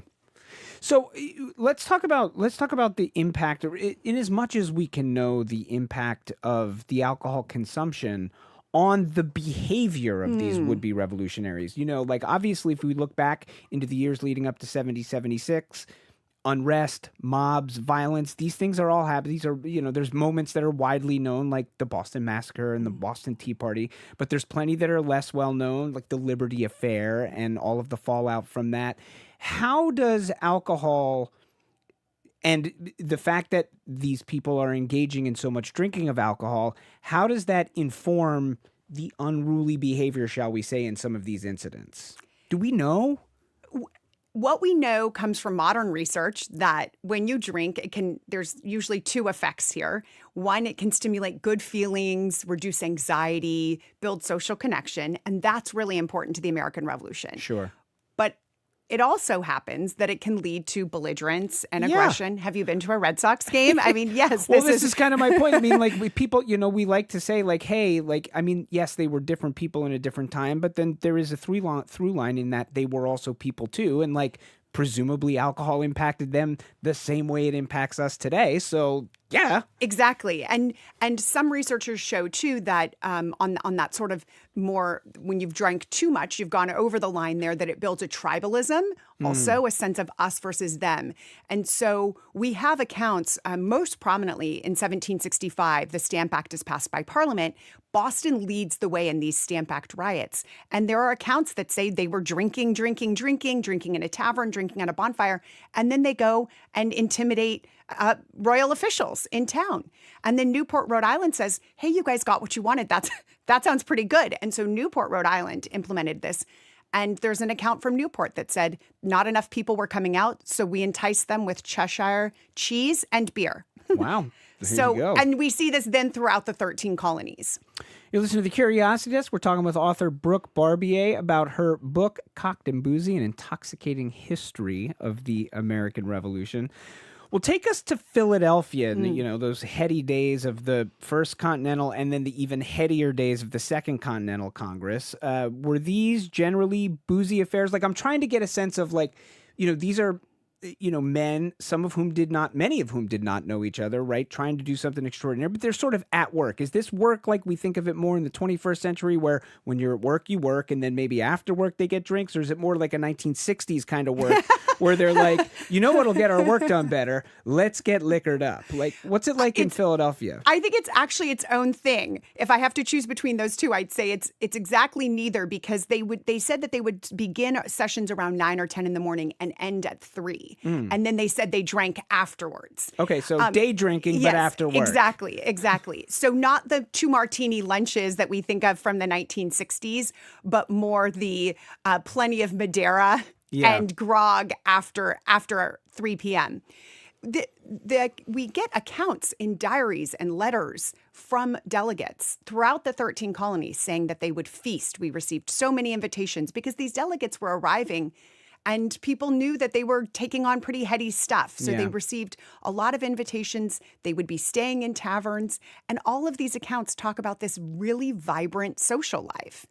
And I would say that that's going to affect the way they work together. Yeah. So remember we said there can be two effects to alcohol. Sure. One is that increased socialization, and that helps 13 disparate, very different, disinterested colonies begin to work together. Yeah. What about, do we have a sense of like who among the sort of founding fathers that we know, that we sort of like, the sort of pantheon or whatever, who was like particularly boozy, or were none of them like? So Thomas Jefferson, I think, takes that credit as being Really? particular. Yes, he was a wine snob. He loved wine. Well, that tracks. Yeah, that tracks. He loved wine, but when he was in Philadelphia, he recorded going into taverns. He would record the drinks that he enjoyed, and then when he traveled throughout Europe, he visited vineyards and champagne houses, and he just loved the exploration of these different styles and the terroirs. I mean, he would record all of this. Wow. How about our folks from Massachusetts? I mean, I think it's easy to imagine that John Adams was probably not much of a drinker, but I don't know that that's true. I think he was at least a little bit of one. Okay, can I ask why you say that? Does he seem a little stiff? Yeah. Yeah, well, he is a little stiff. He's a little stiff. But I mean, he also would partake in some Madeira. I mean, that guy would at least drink some. He said in one instance, this is a rough quote, he said, "I drank Madeira at a great rate and found no inconvenience in it." And this is in Philadelphia during the First or Second Continental Congress that he said this. But in the early 1760s, he tries to shut down taverns in his hometown of Braintree, Massachusetts. That sounds like John Adams. Exactly. So he finds them places of dissipation and he's not happy with them. But then when he goes to Philadelphia a decade later, we really see this transformation. I don't think he sees it in himself, but of course, a historian who can look at all of this information can look back and see that he really starts to thrive in these taverns. I think it's because he begins to feel he belongs in them. Yeah. He's like working well with others, which is like a difficult and good for thing him. for him. Yeah, good for him. John Hancock would be really fun to party with. Really? First of all, he had a big budget, and he was known for picking up tabs. Maybe this is why his signature was so big. He was hammered when he signed it. He loved hosting people. He had a house on Beacon Hill. He would have a punch bowl filled with punch made every morning for people to enjoy. He loved Madeira. And during wartime shortages, actually, he complained that he couldn't host people the way that he wanted to. He said, "I feel awkward not to have it in my power to ask a friend to raise a glass." Think of that. Yeah. That in the midst of this war, as these young men are out there fighting, he's saying, "But I don't have any Madeira. I can't be a good host." Yeah. How about the role? Is it a significant role in the actual revolution, the soldiers' experience? Like while the fighting was happening, how important is alcohol to that? The Continental Army, Congress decides that the Continental Army very early should have alcohol rations. And it was thought to do a few things. I mean, it was thought to have medicinal properties. Yeah. But there's a lot of downtime as a soldier. You're not fighting in a major battle every day. And so this was part, as it was, of 18th century life. It was part Keeping spirits high. Good one there, yes. Hey. Now, the problem is we get an account from a soldier, Joseph Plum Martin, who says that and I'm paraphrasing here, of course, but he said, "We were rarely provided with the food we were promised or the alcohol." So sometimes they were just fed alcohol on an empty belly, and then they would get very drunk. But luckily, they didn't have much to do. This wasn't right before fighting. Right. Gotcha. Running out of time, but before I let you go, I gotta ask. So, in your book, at the end of every chapter, there's like a recipe of like at least a modern-ish spin on like one of these things that they would have been drinking at the time. Who came up with that idea? It's great. Me. You did? Yes. That's your idea? Yes, it's That's my awesome. idea. Yes. Partly because I enjoy making a cocktail and I enjoy drinking. And when I would see these recipes in Benjamin Franklin's hand, I thought, okay, let's do this. Yeah. Do you have a favorite among them? Oh, it's so hard to pick. It kind of depends on like what I love all my children exactly. equally. Don't make me do it. So one of the cocktail that I highly recommend, you have to make it this time of year to enjoy around the holidays. And Okay. it's cherry bounce. So cherries are in season. So you Yep. take cherries, some vanilla, some sugar, put it all in a jar with whiskey and let it sit until November. Okay. And then that's all you have to do. That's it. Edgar. But you have to do it now. And then that's one of my favorites. That's pretty cool. Also, very important poll that we've had going on the YouTube channel here. Is grog the drink of the summer?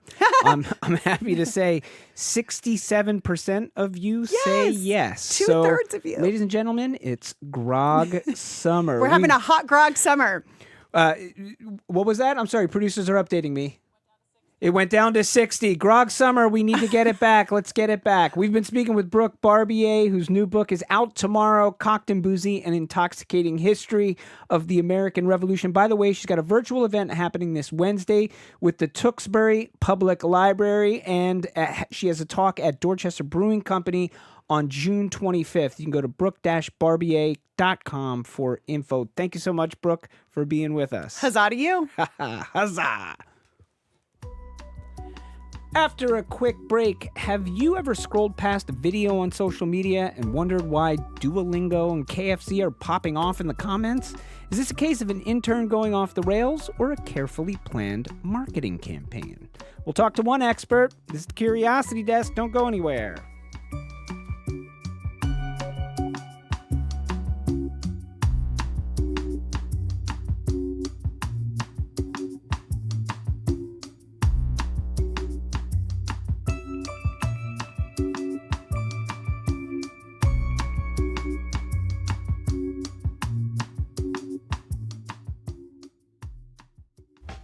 As climate change worsens, protecting a threatened species' natural habitat, like the frosted flatwood salamander, isn't always enough. So some ecologists are collecting and hatching its eggs in captivity to give them a greater chance of survival. Our ultimate goal in species recovery is to put these animals back on the landscape, and in order to do that, you need animals. Hear that story on All Things Considered from NPR News. Today at 4, here on GBH News 89.7. Support for GBH comes from you. And Subaru of New England. The all-wheel drive 2026 Subaru Outback is designed for summer adventures. Subaru retailer locations at SubaruofNewEngland.com. And Newport Mansions presenting Revolution Reimagined, a new exhibit exploring Newport, Rhode Island's role in the American Revolution and how later generations reshaped the city's collective memory. Opening June 25th. NewportMansions.org.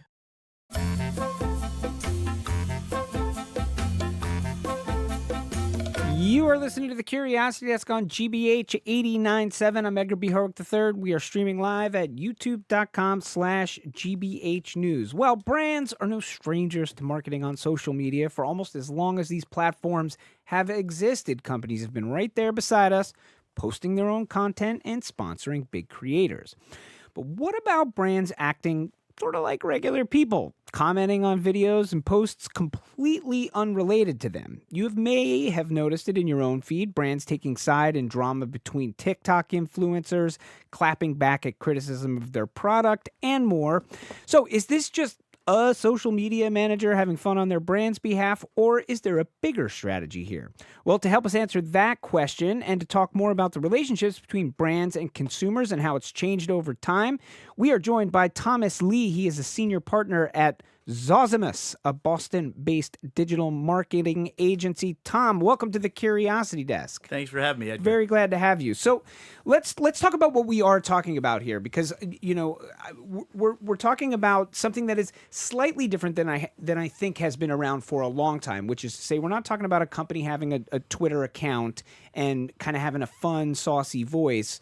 We're talking specifically about brands now kind of entering the chat, sort of popping into somebody's feed and interacting as if they're a regular person. I mean, it's not new, but it does feel like we're sort of seeing an evolution. Is that right? Wrong-ish? Absolutely. Yeah. No, I think, there's been, and it has been an evolution.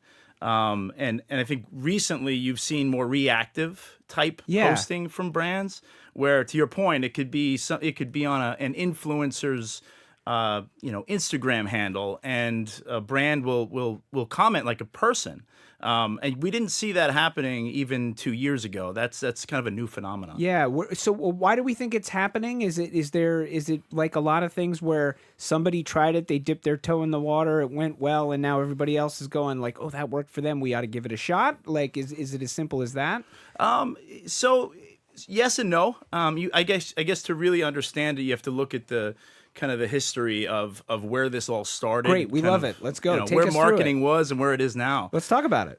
So yeah, if everybody's familiar with Mad Men, the Sure. series. Sure. And when you think of traditional advertising, you really think of that series, and that's what it was. It was big brands sitting around and then telling you what you should feel, what you should like, what you should buy. Yeah. And it was very much a one-way conversation, and that was like that for a long time.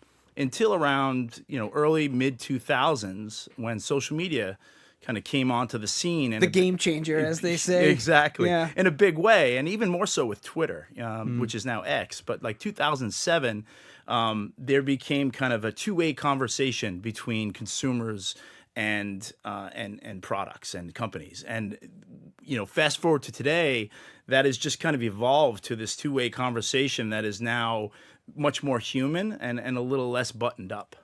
Are there people out there? Are there sort of leaders in the field who are kind of out there doing it right? I mean, to sort of talk in the more traditional terms, I think about something, I don't know, like a company like Coca-Cola or Nike who were so good in television commercials and just really had a very distinct sort of look and feel, and like they were great at doing that. Are there people in this space where folks in your business look at it and say, like, here are brands that are really doing this well? Yeah, absolutely. I think the first brand that everyone thinks of when they think of kind of more of an irreverent human voice on social media is Wendy's. Wendy's started this. They were kind of the early adopter on X back in maybe 2017, where the things that they were saying were a little edgy, and it wasn't, if you look at advertising in general, historically, it was always, you can only say things and do things in a very certain way, certain color palettes, etc. When Wendy started doing that on X, it changed the game. And since then, you see a lot of brands, to your point, not only is it proactive, but reactive. And there's a brand that I've seen called Glossier, and it's very focused on young women, Gen Z. They are a fashion brand. They also do cosmetics, I believe, as well. But they have 3.1 million followers on Instagram. And if you look at what they're doing, it's not just speaking in a human tone. They're also responding to their customers, and they do it really well. And obviously their followers will police things as well, which is another thing we could talk about. That there are guardrails that these brands have. But what you find on social media is followers on the social media platforms will kind of step in if somebody's out of line and put them in place so that the brand doesn't have to do it. You listen to the Curiosity Desk. We're talking with digital marketing expert Thomas Lee about branded accounts acting like regular people on social media. Let's talk about that. It sort of feels like if I'm a brand, it feels like that is a tightrope walk to like enter into that space. And in particular, I sort of feel like it's one thing to do it if it's from your official account. It's and it's just like, it is my post. Like, I am putting this post out of the world. When you get into the world where it's somebody else's, Instagram account and you're commenting on it, it feels like that could go really spectacularly bad as well as it could go good for a brand. Is that not true? No, it's absolutely true. I think, the minute that you kind of wade into those waters, if a brand wades into those waters, they have to own it. And they have to really develop a unique voice. And so even if they're proactively putting things out on their own Twitter feeds, on their Instagram feeds, they really have to stay authentic to who they are and who the brand is. And then even more so when they go on to other platforms, comment on another person's profile, they really have to be careful, because just like in regular human interaction, when you decide to speak with a human voice, you can also expect backlash. If you say something that is, perceived as self-indulgent, if something that is off-brand, people will call you on it. Yeah. How do you, there's the old, like, oh, it looks like the intern got a hold of the Twitter handle thing. I mean, and I suppose every company does it differently, but how much of this is, like a person with a voice at a company who's just kind of on their own, kind of cracking away at stuff and like maybe making comments, or is it mostly that, or is it mostly something that has thought and effort and meetings and teams and money and a whole strategy behind it? Yes. It's not more the first. the latter. Yeah, it's more the latter. No, this is a very... But the idea is to make it seem like it's the former, is exactly. it not, right? Yeah, absolutely. No, there's a lot of effort that goes into creating this brand voice. It's just like, anything. If you develop a brand from the, as we call it, the brand house up to the logo and the catchphrase and the line, it's all very thought out. Every color that goes into a brand's thought out. It's the same thing when it comes to this approach. There are guardrails that are put up. There are very defined goals that are set for these social media accounts, and that voice has to be consistent. It can't, you may have 5 different people operating that account because it can be time intensive. Yeah. They all need to speak with that same voice, and that's very well thought out. What is the benefit of doing this kind of marketing, and in particular in like jumping into somebody else's feed or commenting on a big influencer's video? Is it just like, is it just there are eyeballs there and we got to be there? It's connecting with consumers. Yeah, there's a different expectation now with consumers, especially Generation Z. It's a two-way conversation, as we said earlier, and it's becoming the brand itself needs to be something that people want to be associated with. Yeah, it's not enough anymore just to have a quality product, piece of clothing, or cosmetic or whatever it is. It has to be, people want to associate themselves with a brand, and the voice that is created through these conversations will draw people and it'll draw consumers to the brand, and that's really what it's all about. Does this happen in concert with like other more traditional forms of marketing, like as like a holistic campaign? I think about, when we talk about the idea of like a brand like Wendy's, which is like a fast food place, but then like kind of having like a voice on social media. To me, that's not too big of a step from, I don't know, go back 20 years and what Geico was doing in television ads, what they still do today, what Progressive does. These are like insurance companies, but they create these universes that really don't have anything to do with their product, but to your point is something where somebody's like, oh, I like that kind of humor, that's my kind of humor, so I guess that's your kind of insurance company. But when we add social media to that sort of pile of stuff, do they all work together, or is like the social media voice separate from the print advertising voice, separate from anything you might do on television sort of voice? That's a really good point. It depends. Some brands do a better job, I think, with kind of tying it all together. There's one brand that I'll bring up that they were doing a really good job for a while, and they sort of went off the rails. They're based out of Maryland and in Baltimore. It's Jimmy's Famous Seafood, and if you look on their X account, they had, maybe it was 6-7 years ago, they had taken PETA on directly on billboards, and obviously they're a seafood company, a small seafood company out of Baltimore that serves you crabs in Maryland, and obviously PETA goes against serving you crabs, so they were very they were really, really smart in what they were doing, and they integrated what they were doing on social media with a billboard campaign as well. So they would try to put up billboards near PETA billboards with crabs cooked next to PETA. Now they eventually, I think, a little bit they kind of went astray and they got into politics, and that's another thing we could talk about. I think there are some third rails that brands need to avoid. You've alluded to it twice. There are kind of like rules of the road for this. So what are them? Like, what is the line between being relatable and maybe a little bit cheeky and the whole thing becoming a liability for your company? Stay away from politics. Really? Even if it's, especially now, there's a sensitivity to politics, and politics don't necessarily have to be discussing candidates or parties or anything like that. In 2020, for instance, Steak-umm, which most people are familiar with Steak-umm. It's a frozen, steak sandwich product that you can buy in the freezer aisle of your store. They took a very interesting tact during COVID, where they started talking about things regarding health and they went a bit astray from who they were, and it didn't have anything to do with what their company was. Now they got a lot of great publicity. If you believe that any publicity, if all publicity is good publicity, right. then it worked. Right. But they went a little too far, kind of far out from where they should have been. And I think that is where companies can get into trouble if they don't stay true.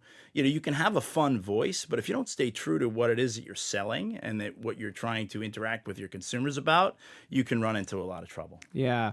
When you look at the landscape now, as you said, like it's sort of like kind of an evolution. Social media changes the game. Last couple of years, we're seeing increasing like folks jumping into other people's threads, becoming commenters. What's next? I mean, is this changing under our feet fast? Is a backlash to this kind of thing coming, or is this just where we are right now?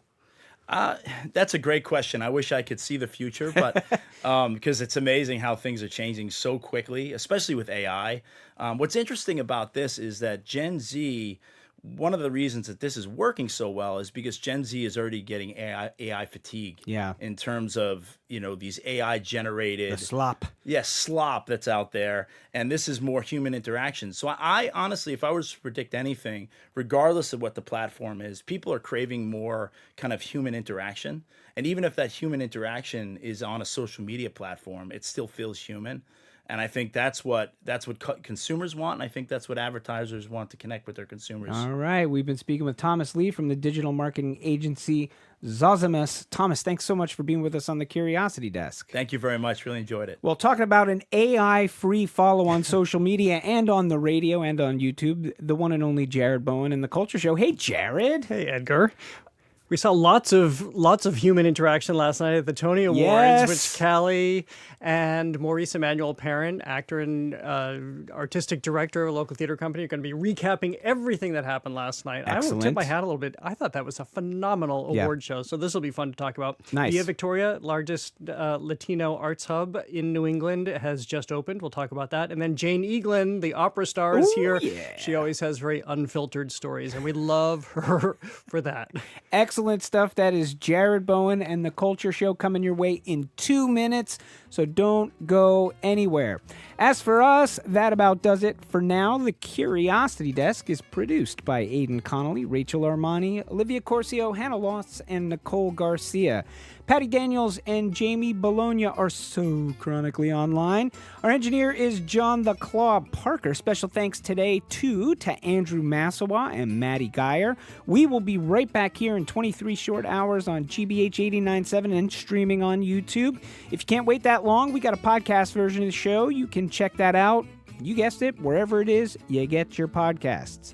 Until next time, be well out there. I'm Edgar B. Herwick III. Stay curious.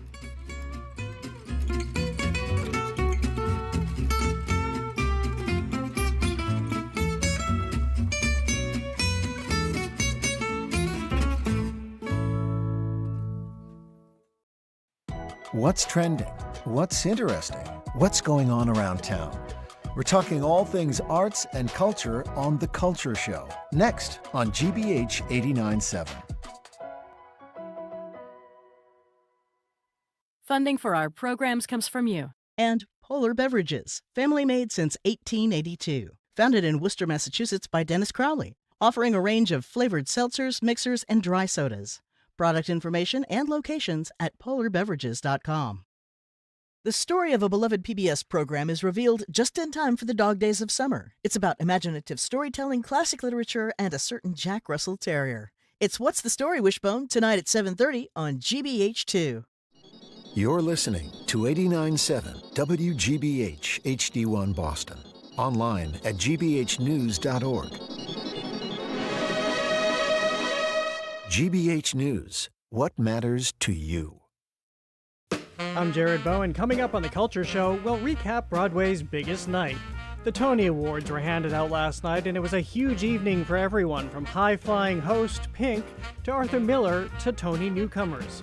We'll discuss the shows that had their moment in the spotlight, the contenders left waiting in the wings, and what the night revealed about the state of Broadway right now. From there, we head to Via Victoria, where La Casa and its brand new building gives local color deeper meaning, bringing music, murals, and Latino culture into a neighborhood shaped by decades of Puerto Rican activism. Look at how a fight to remain in the South End helped create New England's largest Latino arts hub. And Grammy-winning dramatic soprano Jane Eaglin returns to talk about opera's next act. From concert performances filling a gap for singers, to the urgent question of who will fund the future of the art form, to the Met, which is defying Timothée Chalamet's assertion that opera is irrelevant. That's all right now on The Culture Show. The Culture Show is made possible in part by a generous contribution from the Fiducia Fund, proud to support this station's arts and culture programming. I'm Jared Bowen, live on 89.7 and streaming on the GBH News YouTube channel. This is The Culture Show, and you're about to hear Pink, the host of last night's Tony Awards, leading a star-heavy rendition of Leading Lady Marmalade. Gitchy, Leslie Manville. Gitchy, Carrie Coon. Phenomenal noms, feel your play pill. It's giving Lady Marmalade. Hey, shall we go for it? Liberation. That number kicked off an extraordinarily energetic show that saw the Nathan Lane-led Death of a Salesman, the biggest winner of the night with 6 awards, although he didn't win. The musicals Schmigadoon and Ragtime took top honors in their respective categories, while Liberation was named Best Play, and the first time in some 40 years an American female playwright has been so honored. Today, we're raising the curtain on last night's festivities at Radio City Music Hall. The shows that had their moment in the spotlight, the contenders left waiting in the wings, and what the evening revealed about where Broadway stands right now. Joining me to break it all down are Culture Show co-host Callie Crossley and Maurice Emmanuel Parent, an award-winning actor, educator, and producing artistic director of the Front Porch Arts Collective, himself a winner last week of the Elliot Norton Award for directing. Congratulations. Congratulations. Thank you all. Thanks for having me. So you're fresh off your own acceptance speech. So I'm so glad you brought up acceptance speeches. I was watching people last night. I was like, they are so eloquent. I wish I could have been a fraction of that. It's usually some inane, like rambling. But I want to thank my co-nominees, Danielle Foto-Jacques, Devar Gammons, Armando Rivera, and Elaine Van Hogue. I did. I came prepared, Jared. Because you didn't do it last week? Is that why? I didn't. I don't even know what I said. It was complete. I had written something down and didn't even look at it. Well, of course, the Elliot Norton Awards is essentially the Boston version of the Tonys. Yes. I do sit on the Boston Theater Critics Association, but I couldn't be there that night. So I have to say, the reason I wasn't there, I was on vacation last week, as listeners might have recognized. And so I'm usually on vacation this week, and I miss the Tonys every year because I'm away. So this is the first time in years I've seen it. I was blown away. That was you tell me, was this an exceptionally good show, or is this the norm? Because I thought this was fantastic. Exceptionally good show. I think it stood out. And I like Ariana DeBose, and I thought she's done a great job. But the whole show was really good. And it was sparked by Pink. Pink was just outstanding. I will say it's very interesting to me. I'll be interested to see what Maurice has to say. In that opening number, that 9-minute number, some of the actresses and singers joined in. And there is a difference between people who sing like Pink and people who sing on Broadway, because it requires a guttural kind of thing, and some of them couldn't do it. Leah Michelle could do it. Yeah, she could. She let us all know why she is a Broadway star. And I think actually saw the Tonys at Brian Richard Robertson's house. He's a pillar of the local community, and he curates, anybody knows him, he curates an amazing dinner party. And Julia Murney, who was there, who's in town directing a show at the BCA, Frankie and Johnny, and she kind of gave the behind-the-scenes sort of take. And she was saying that those Broadway stars, they've been doing 8 shows that time, and then by the time they sing on the Tonys, and they get there like 8 in the morning and rehearse. They have to kind of stick around. So so I think that also might have something to do with it. I'm sure it does. Well, we have to give props to them, because I thought it really stood out to me how the Oscars, which are meant for screen, can't get this right. The primetime Emmys can be a little bit boring, but here's an entity, the Tonys, that are meant for the stage and the in-person experience, and yet they managed to leap beyond those other award shows. I think the Grammys, they're always in their own category because they always put on a great show. And then, Maurice, I was thinking just that these are people who already are working so hard, as Pink mentioned last night too, and that they can do this. And I saw a number of the shows that we saw where we saw performances last night, and they, of course, excerpted songs, they re-choreographed. So to learn all of that in the midst of doing their shows is extraordinary. But let's spend one more moment on Pink, because I think a lot of people thought, what is Pink doing hosting the Tony Awards? Because she's never been on Broadway. She addressed that herself. Here's her opening monologue in which she explains why she's been a lifelong fan of the theater. Part of why I'm such a big fan is how purposeful each show is. Instead of going to a Broadway show to forget the state of the world, we go to a Broadway show to look at what the state of the world is. This year, the worst parts of history began repeating itself, and we were given ragtime and liberation. This year, our country grew more divided than ever, and we were given two strangers carry a cake across New York. This year, our trans siblings started to lose even more rights, and we were given Cat's Jellicle Ball. Broadway theater is brave. She was an extraordinary host from the moment she came amazing. upside down as Peter Pan, and I was going to say Dookie Howser, Neil Patrick Harris ran out to interact with her. You just realize that this was a woman who was, her fandom came to the fore, especially from her daughter too, who's a musical theater kid, as she explained, but she was so present. It didn't matter at all that she hasn't had a connection, and now I think everybody wants to see her on I'm like, Broadway stage. where is her production contract? You know, those producers taking notes, like, we got a little Chicago here, maybe a little Wicked. Remember when she did the Elphaba riff with Dookie Howser wrapped up in her legs? Yeah. I was like, and girl, she was upside down. I was like, you don't have to do us like that. She's very talented. Yes. You know. And I always liked her music, but wow, she was, you saw it all. And the thing about it is with these shows is you have to grab people at the beginning, and she did that with the opening. But to your point with the opening, there are some people who are trained for like classical musical theater, That's right. and there's some people trained for more rock. And you could hear the no shade to anybody, but you could hear the difference. Yes, you could. It was great though. Well, let's move on to what some of our excitement was about wins. We might get to some disappointments about losses too. I will start by saying that I didn't get to see Death of a Salesman, but I did see Giant, which last night John Lithgow won for what did he say? A half-century span in between among his Tony Awards. This was his third.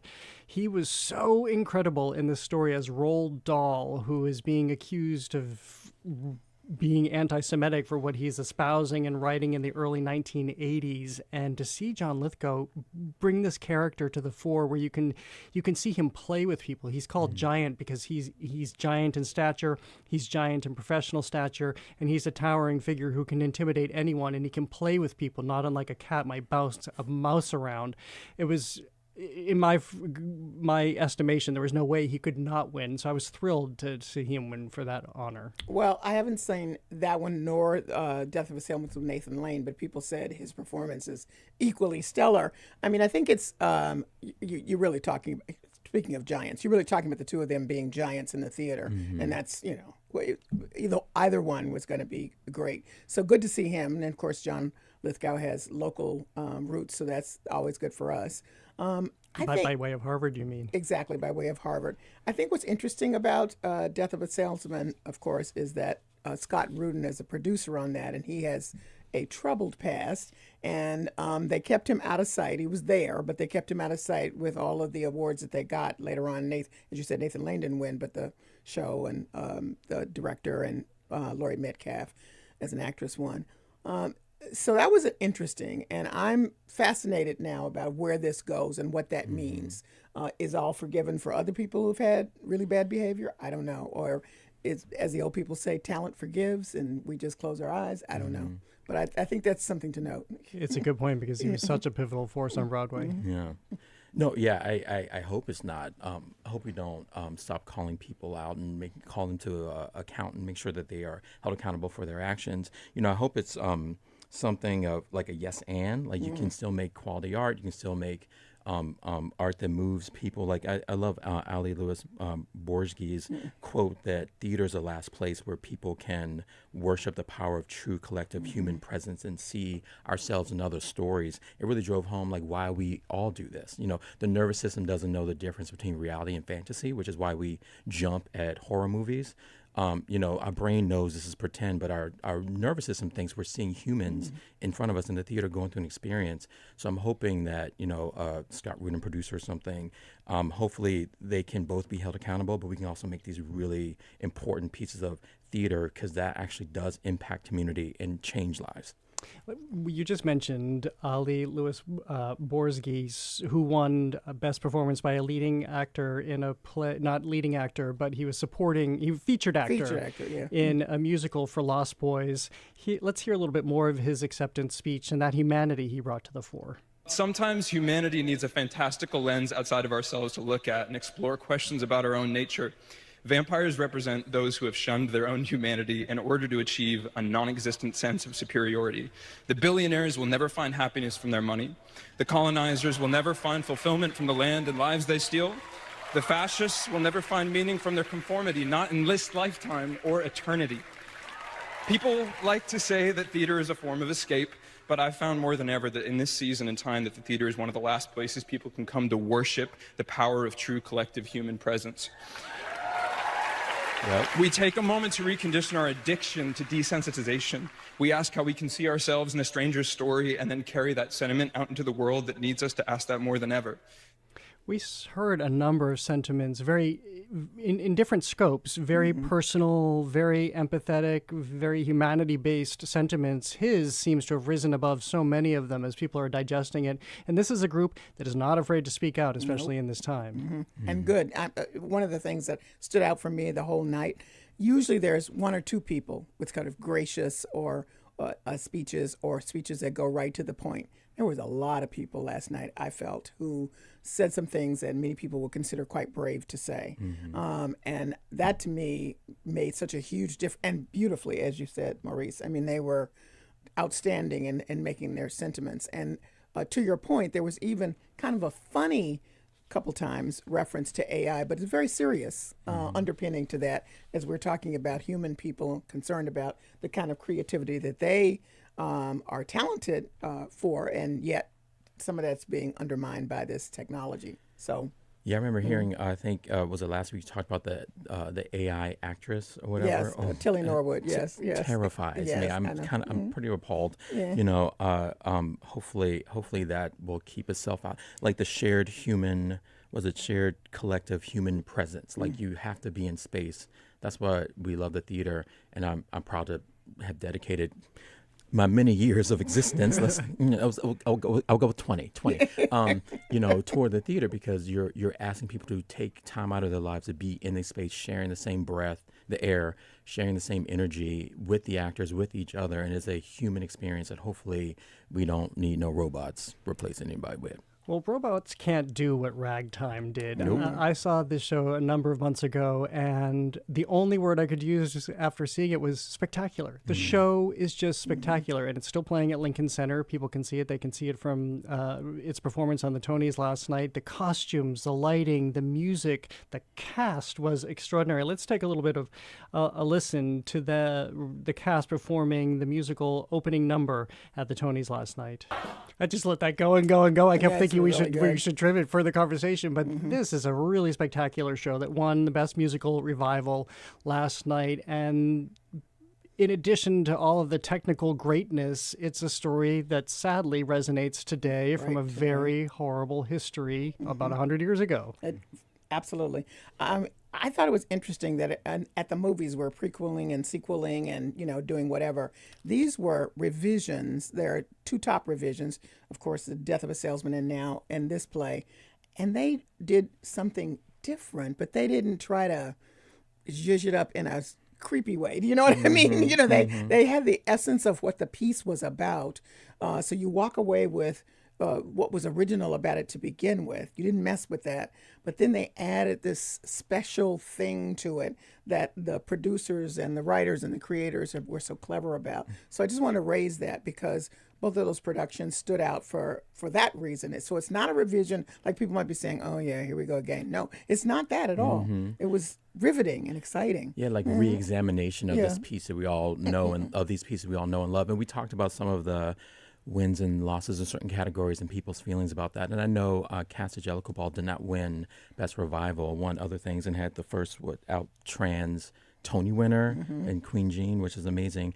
But for me, I did see Katz Ball, and it was like revelatory. But that's an example of taking the source material with the writer's blessing and seeing it from a different lens and what other stories can use that piece to tell. Whereas Ragtime and Death of Salesman are still true to what was the intention, but just seeing it with a fresh eye or like a fresh take. Well, let's take a moment to talk about what they did with Katz Ball, which won 3 Tonys last night, because I feel like that changed the Broadway experience in much the same way that I wonder, I haven't seen it yet, we've talked about it on the show, but Rocky Horror Show and what that's doing with audiences, that this is evolving because people think, oh, Cats, it's been around forever and it's really just about cats, why would I go? But no, this, as Maurice was saying, this is put in the context of a drag ball so that when you go into the theater, this feels like no theater experience you've ever been in on Broadway. You feel like you've been transported to one of these clubs in the 1970s or 80s. What do you think this signals about what's to come? It signals a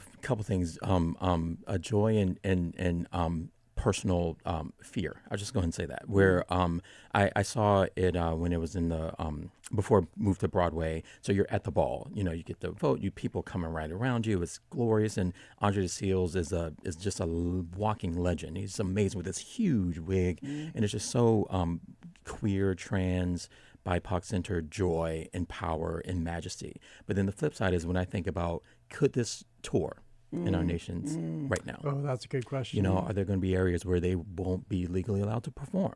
And that, so the triumph of the show is also, to me, to your point, Callie, like there was such great power and political statements and joy and community set up there, but from a place of togetherness, because I think every accomplishment, every triumph is kind of met with that sort of the trepidations around the work that being in 2026 brings. I also want to note, because I went to see who produced this, the numbers of different kinds of folks that produced some of these, revisions to say, or reimaginings as Katz did, are very interesting. There's a lot of Black folks and trans people in the producer segment that we haven't seen before. And so I'm wondering, maybe that answers the question. If they step up again, there could be a tour, because it's not the usual suspects. And I want to point out that when the 2 gentlemen came up to accept the award for the show, I can't remember what the... Jaylen Brown and Bill Rausch. Right. They mentioned and said several times they brought people in from the ballroom experience, that they weren't trying to copy from their limited imagination, that this came from people. So that's why folks in the categories like choreography and design, like Queen Jean, they won because this is so authentic experience. Well, I have to say that this is a legacy of that Dear White American Theater letter that emerged in the wake of the George Floyd murder, when so many sectors of society were re-examined.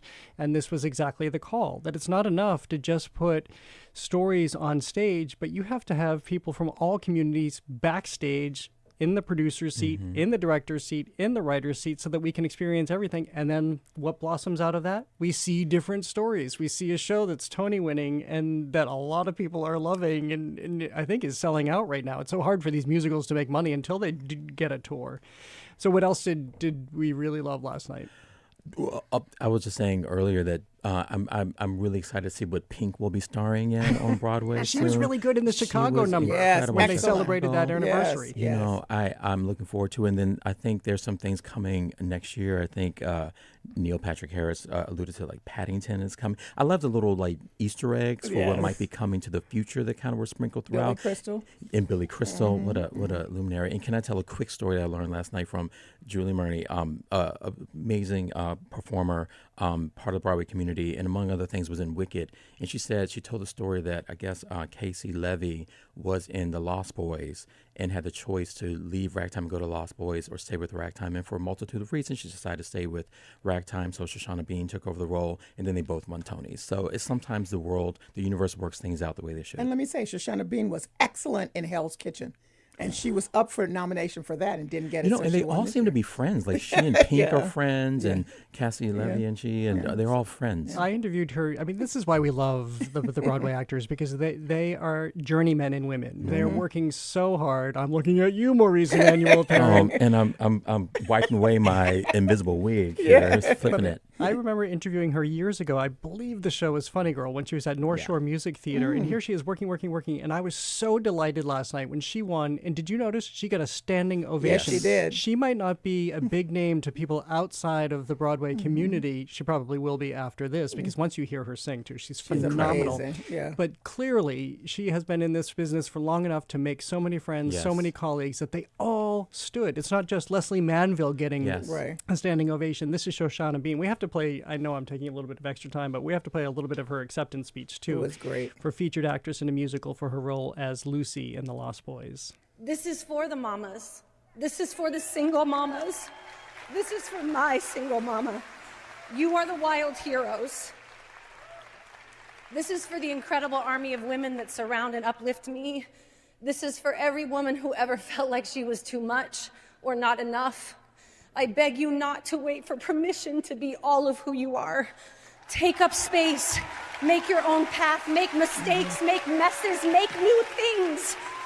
It was the perfect bookend to the opening leading lady Marmalade. It was really a celebration of women last night, especially with Liberation winning Best Play. Well, any parting thoughts as we wrap up this segment, other than that Maya Rudolph and Cole Escola have to host every award show from here on out? They were so funny and so great.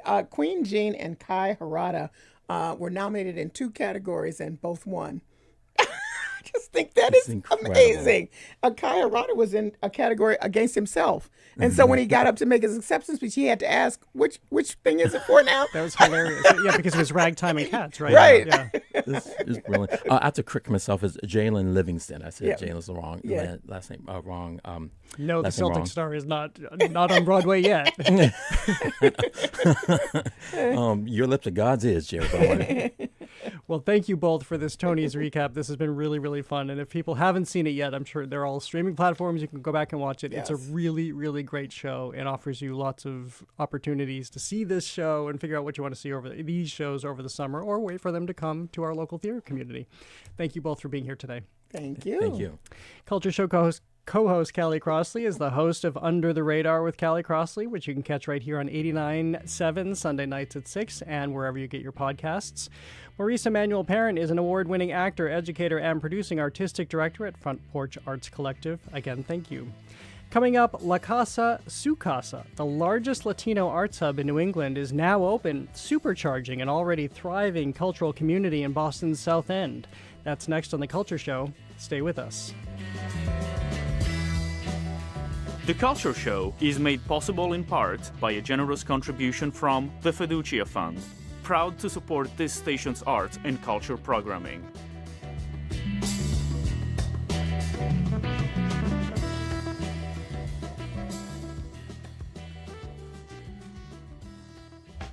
As climate change worsens, protecting a threatened species' natural habitat, like the frosted flatwood salamander, isn't always enough. So some ecologists are collecting and hatching its eggs in captivity to give them a greater chance of survival. Our ultimate goal in species recovery is to put these animals back on the landscape. And in order to do that, you need animals. Hear that story on All Things Considered from NPR News. Today at 4, here on GBH News 89.7. Funding for our programs comes from you. And Brighton Farmers Market, Wednesday afternoons from 1:30 to 6:30 on Brighton Common in Boston, June through October, featuring a variety of local foods, farm fresh produce, children's activities, and live music.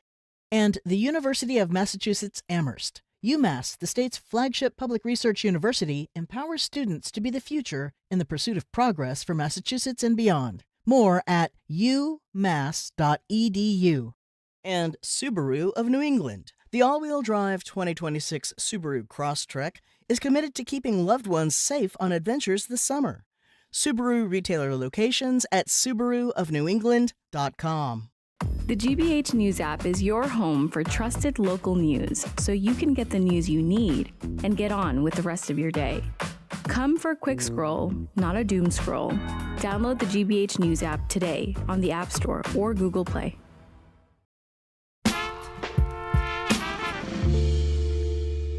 I'm Jared Bowen. This is The Culture Show, live on 89.7 and streaming on the GBH News YouTube channel.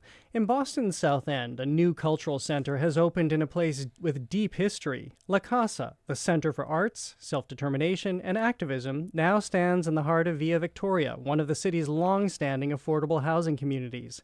The building is new, but the mission is not. IBA's Via Victoria was founded in the late 1960s to fight the displacement of Boston's Puerto Rican community.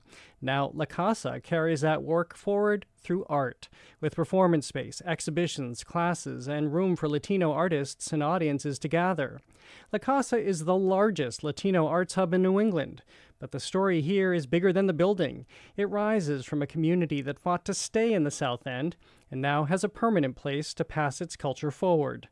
Vanessa Calderon Rosado joins us to talk about it all. She's the CEO of IBA. Welcome to the Culture Show. It's great to have you here. Congratulations on this fabulous new building. Thank you so much, and thank you for having me here today. We're very excited that La Casa is now officially open to the community, and excited to share this wonderful new space with the greater Boston region and the New England region. Well, this is very much an arts hub, this new building that feeds into, as I mentioned, the mission. Yes. What is the actual opening of the building and the building of the building represent to you in terms of the Latino community, culture, and the arts all as one? Well, as you mentioned earlier, IBA, or Inquilinos Boricuas en Acción, has a long history in the city of creating, developing, preserving affordable housing. But IBA, as a community development corporation, has gained national recognition for its holistic approach to community development. That is not just developing housing, but really creating vibrant, strong, engaged, and healthy communities. And we do that through, providing programs around early education, youth development, financial empowerment, resident services, and the arts. So for almost 60 years now, our founders had the vision that they understood the power of the arts, not just to celebrate culture and history and roots, but also using the arts as a powerful tool to build strong communities and bring people together and create cross-cultural bridges. So La Casa represents that. It builds on that legacy of all the many years that we've been doing arts programming, particularly promoting arts, Latino arts and artists in the city. So this is just the next step to make it even bigger at a state-of-the-art facility that is not just beautiful, but really provides a wonderful space that will be great for performances and rehearsals and available in an affordable way for artists. Well, before we continue, I just want to ask about some of the symbolism in the building as well, because there was a church there that the city decided had to be torn down, but it didn't completely disappear. No, it did not. We mourned the loss of that space because IBA had acquired the church. Was the turn of the century church. It was opened in 1899 originally, and in 1980, IBA acquired it because the congregation had moved away, and we acquired the church to turn it into a community arts space. So for many decades, that's what that space was all about. And so many of us, both Bostonians and New Bostonians like me, had so many fun memories of using the space and coming to that space to build community, to celebrate culture, to enjoy the arts, and to meet new people. And so when it was clear that we needed to remove the building, we wanted to honor the history of the space, not just from the work that has happened there over the years with IBA on the arts, but also on the very long history of activism of the site. So when you walk into La Casa, there are 3 different areas in which we honor that history. One of them, the most visible one, is a space that we call it for now the chapel, but it really is like a lounge that has a beautiful rendition of stained glass windows that were part of the church that we preserved, restored, and put back into the building with the history of the site. So generations to come, when none of us are around here anymore, they will be able to understand the importance of this space and how generations built what we today celebrate as La Casa. I'm speaking with Vanessa Calderon Rosado, who's CEO of IBA, the organization behind La Casa, the Center for Arts, Self-Determination, and Activism.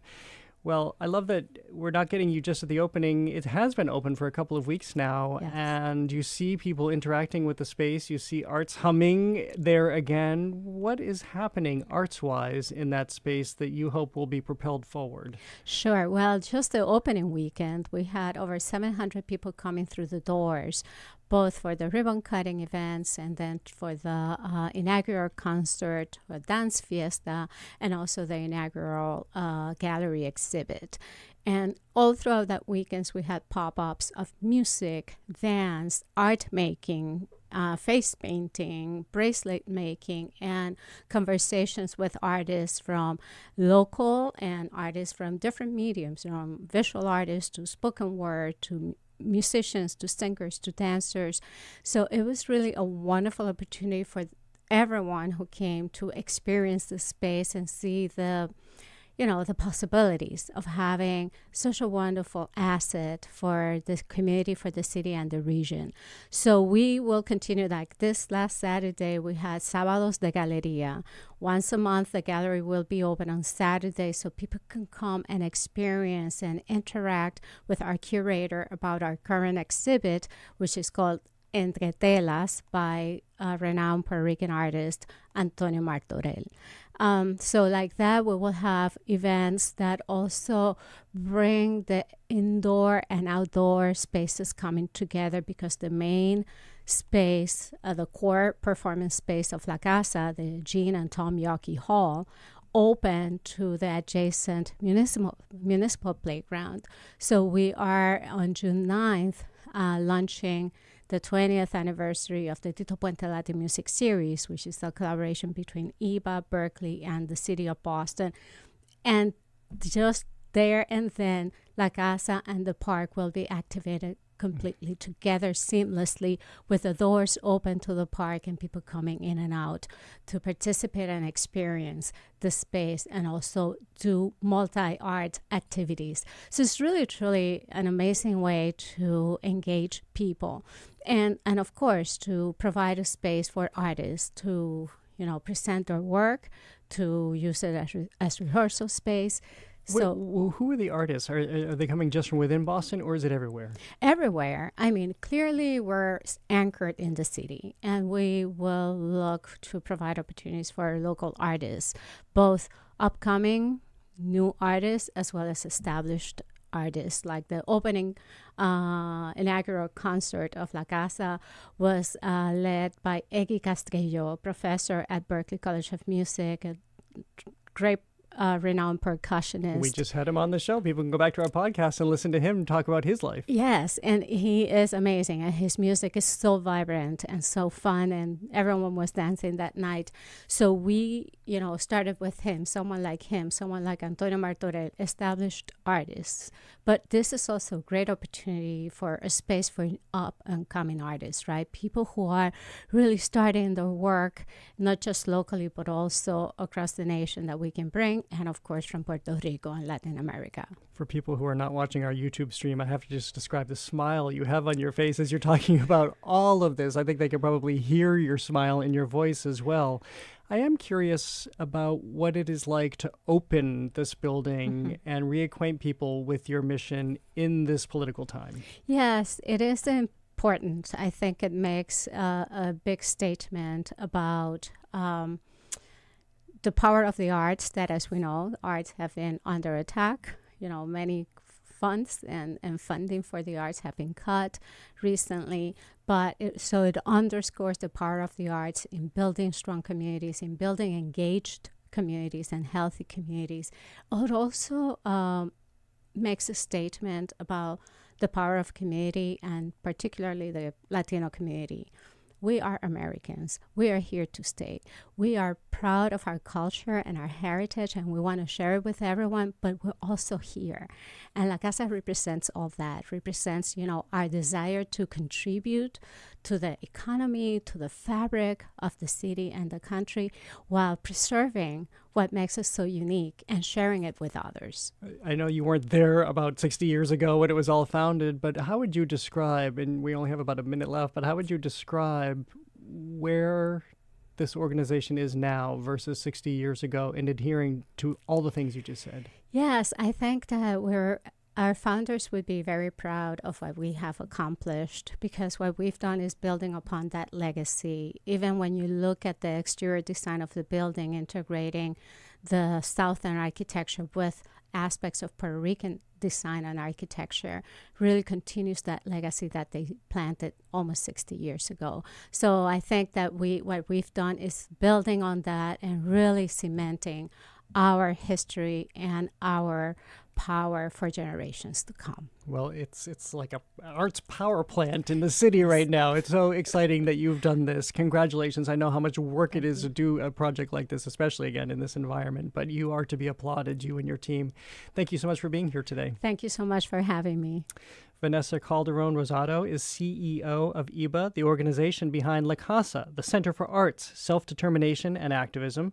La Casa is now open in the South End's Via Victoria. Again, thank you. Coming up, Timothy Chalamet said no one cares about opera. Jane Eaglin says he may have done the opera world a favor. She joins us for that and more. That's next on The Culture Show. Stay with us.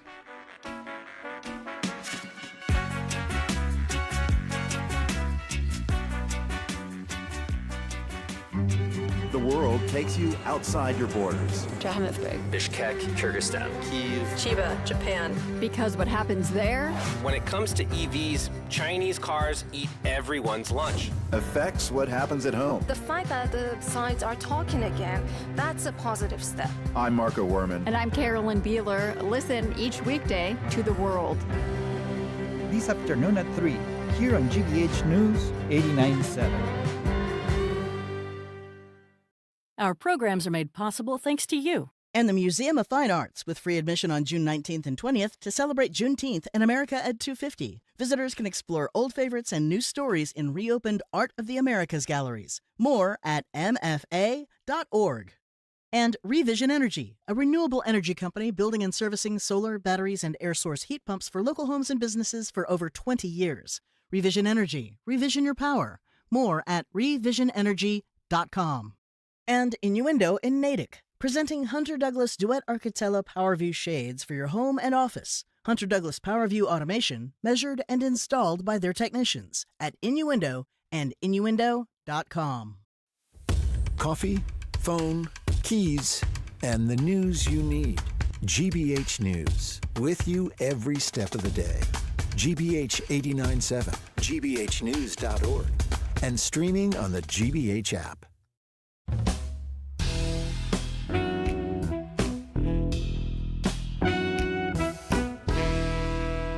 I'm Jared Bowen. This is The Culture Show, live on 89.7 and streaming on our GBH News YouTube channel. It's time for our recurring feature, AI Actual Intelligence, where we tap into the most interesting thinkers in our region. Their insights and observations are totally original and algorithm-free, as we like to say. Today, we're joined by Jane Eaglin, a Grammy-winning soprano who's performed on the world's greatest stages. She's on the faculty at New England Conservatory and is the president of the Boston Wagner Society. Welcome back to the show. It's great to see you. Well, thank you, Jared. Lovely to see you too. Well, you were too busy being a really good professor, so I haven't seen you in a while. I know. It's tough. Yeah. When I had 18 students, 2 classes, it was difficult. But I'm back now. But you're back, so it was all a way of saying that I haven't talked to you since Timothée Chalamet made his remarks about the classical arts. Just to refresh people's memories, here's what he had to say last February in a session discussing ballet and opera with Matthew McConaughey at the Variety and CNN Town Hall in front of a live audience of students at the University of Texas. I don't want to be working in ballet or opera or, things where it's like, hey, keep this thing alive, even though no one cares about this anymore. All respect to the ballet and opera people out there. I just lost 14 cents in viewership, but damn, I just took shots for no reason. That's not a shot. I hear what you're saying. Yeah. So. Interestingly, nobody ever talked to Matthew McConaughey about his aiding and abetting there. But let's go back to Timothée Chalamet. What do you think this has done for the classical arts since he made those comments, and a lot of people were paying a lot of attention to what it actually meant? Yeah, I think it did actually the arts a big favor. I think opera and ballet they really had a sort of influx of people's interest. I know LA Opera, for example, were like, well, we'd invite you to Akhenaten, but we can't because it's sold out. And Seattle Opera did a special, you got 10% off a ticket with the code Timothy, which again, I thought was just very clever, making the best of it. But it was such a huge deal. I think there was so much publicity about it, and people really were like, wasn't his mother a ballet dancer as well? I just don't know what he was thinking. I mean, I think that's what he wasn't. And really, I think did us a favor. It was bringing, highlighting that what he really said was just not true. There is such a big influence. And I know that Yannick, who the conductor of the Met, he's been saying, they put on a new opera. I can't remember the name of it now, but it's like, this is bringing people in. New people are coming. Young people are coming. You're talking about the Frida Kahlo, Exactly. Diego Rivera, which yes. I just saw the design aspect of that at MoMA right now. I haven't had the chance to see the opera, but I hear it's phenomenal. That's what I hear too, yes. And I think, here's a new opera that people are really loving. And so it's not just the old music that is coming back, which it always will. I mean, you just can't escape the fact that the reason we still have Mozart is because it is phenomenal music. It's phenomenal storytelling. And, with great voices, there's so much drama you get through that. And I think actors sometimes don't realize. I think we said this before, that directors sometimes don't too. There's a certain amount of drama that you can get through a good singing voice that you can't get through anything else. I mean, obviously actors use colors and things in their voice to give drama as well. But there's something very different about what is created by a 100-piece orchestra and a really great voice, and how that interprets the drama behind it. Well, you're around young people all the time at NEC, and what I think is interesting here is that while some people, there were a couple of different responses to this. One is, yes, he might be right to some degree because audiences are not what they once were. However, there are a lot of people, like the music director at the Met that you were just referencing, who are stepping forward and saying, well, wait a minute, we're having more innovative opera than ever. It's drawing younger people than ever, especially in some of these latest examples. So the form is changing, and it is drawing in young people, unlike Timothée Chalamet, who hasn't picked up a newspaper to read about this. Well, exactly. And, he was, as many people said, he was publicizing a movie about table tennis, which is not exactly the biggest drawer of people to sports. So, yeah, I mean, I'm around young people, as you say, all the time with my students, and they all love this art form, which is why they're, going into it at a time when it's very difficult to make a career in this business. It always has been. But because of finances and all kinds of smaller opera companies are closing, it's even more so. But it doesn't stop their passion from really making them want to do this and put everything they have into trying to make a career out of this, because they love it. And it's great that there's new things, and a lot of my students love modern music and so on. I always say I like a nice tune, and some of the modern stuff doesn't have a lot of that. But I can still appreciate, the really good pieces that are being written, and there definitely are some. I think a mixture is very important. I think if a modern opera is going to get somebody into the opera house and then they might go and see La Bohème, that could only be a fantastic thing. And that's something that we should remember, that they hopefully will go back and see something else and go, wow, this is really kind of cool. And what about the way opera is being presented, and younger directors coming in, not even necessarily younger directors, but directors looking at different ways to put audiences into the experience, or just maybe changing the way we experience it? Yeah, I mean, I think there's lots of good new directors and so on. I think my problem is that sometimes they don't tell the story of the opera, and you can update an opera to any or put it in any time period, basically, but you still have to tell the story, and sometimes that's not the case. I didn't see the new production of Tristan and Isolde at the Met, but I heard that, Isolde had a child at the end of it, and there were kind of doubles that were acting things that were, being said of the music, and I have a bit of a problem with that. It's kind of making things up. And even, Wagner, at the end of Tristan, he said that Isolde, after the big Liebestod that she sings to end the opera, it says she sinks. It doesn't say she dies. It just basically said she sinks to the ground. So it's up for interpretation, to be sure. But I think he would have put she dies at that point if that's what he'd meant. And I sure as heck know that he didn't mention she has a child in the closing moments of the opera. Yeah, that I will agree is a little problematic. It's always interesting, like Shakespeare, to put it in a different time and see how it holds up. But yeah, changing it doesn't necessarily work. We're talking to Jane Eaglin, a Grammy-winning soprano. She's on the faculty at New England Conservatory, and she's the president of the Boston Wagner Society. Well, speaking of how opera is presented, there seems to be a resurgence or more interest in staged operas in music halls, concert versions of operas. We just had Renee Fleming on the show not too long ago doing John Adams' Nixon in China at the Boston Symphony Orchestra. Of course, not the big lavish production with all the costumes and sets, but really getting to the essence of it. What do you think of that? I think concert opera can be really great. I've done many myself. I know that Cleveland Symphony have been doing quite a few of them, and I did Siegfried there. And it was sort of semi-staged, same as I did the Flying Dutchman in San Francisco. So they had kind of a set built behind the orchestra, and we made entrances and exits and sort of not really had costumes, but sort of kind of costume pieces. And I think that's great because it kind of does two things. It does tell the story and give you some kind of visual aspect as well, without it being the expense of a fully staged opera and so on. I think I've had issues when I've done concert opera if it hasn't had a director of some kind. So if you just stand there with the music stand and nobody knows when to come on and off, that looks a bit awkward. And several times myself and colleagues have had to kind of create things. Okay, well, we should really go off at this point because that's what happens and so on. And it can be a little messy if you're not careful. Sometimes doing them, for example, like I did Tosca at Blossom Festival, the Cleveland Orchestra, which is like Tanglewood. It's outside, and you basically stand forward and sing out. Otherwise, no one's going to hear you. So those kind of things are really sort of what they call stand and sing. You just have to stand there with your music and do it. But a lot of orchestras are able to kind of incorporate a little bit of action with it and at least make it clear what's going on. And I think that's a great thing, Well, from what I personally have loved those that I've seen because it forces you to look at the opera in a different way, I think, because there's less to distract you. There's less of the candy, all the costumes and the sets and the lighting, although, as you say, there's some of that. But it really forces you to focus on the singer and focus on the words and the story being told. How does it feel from your perspective on the stage, distilling that essence?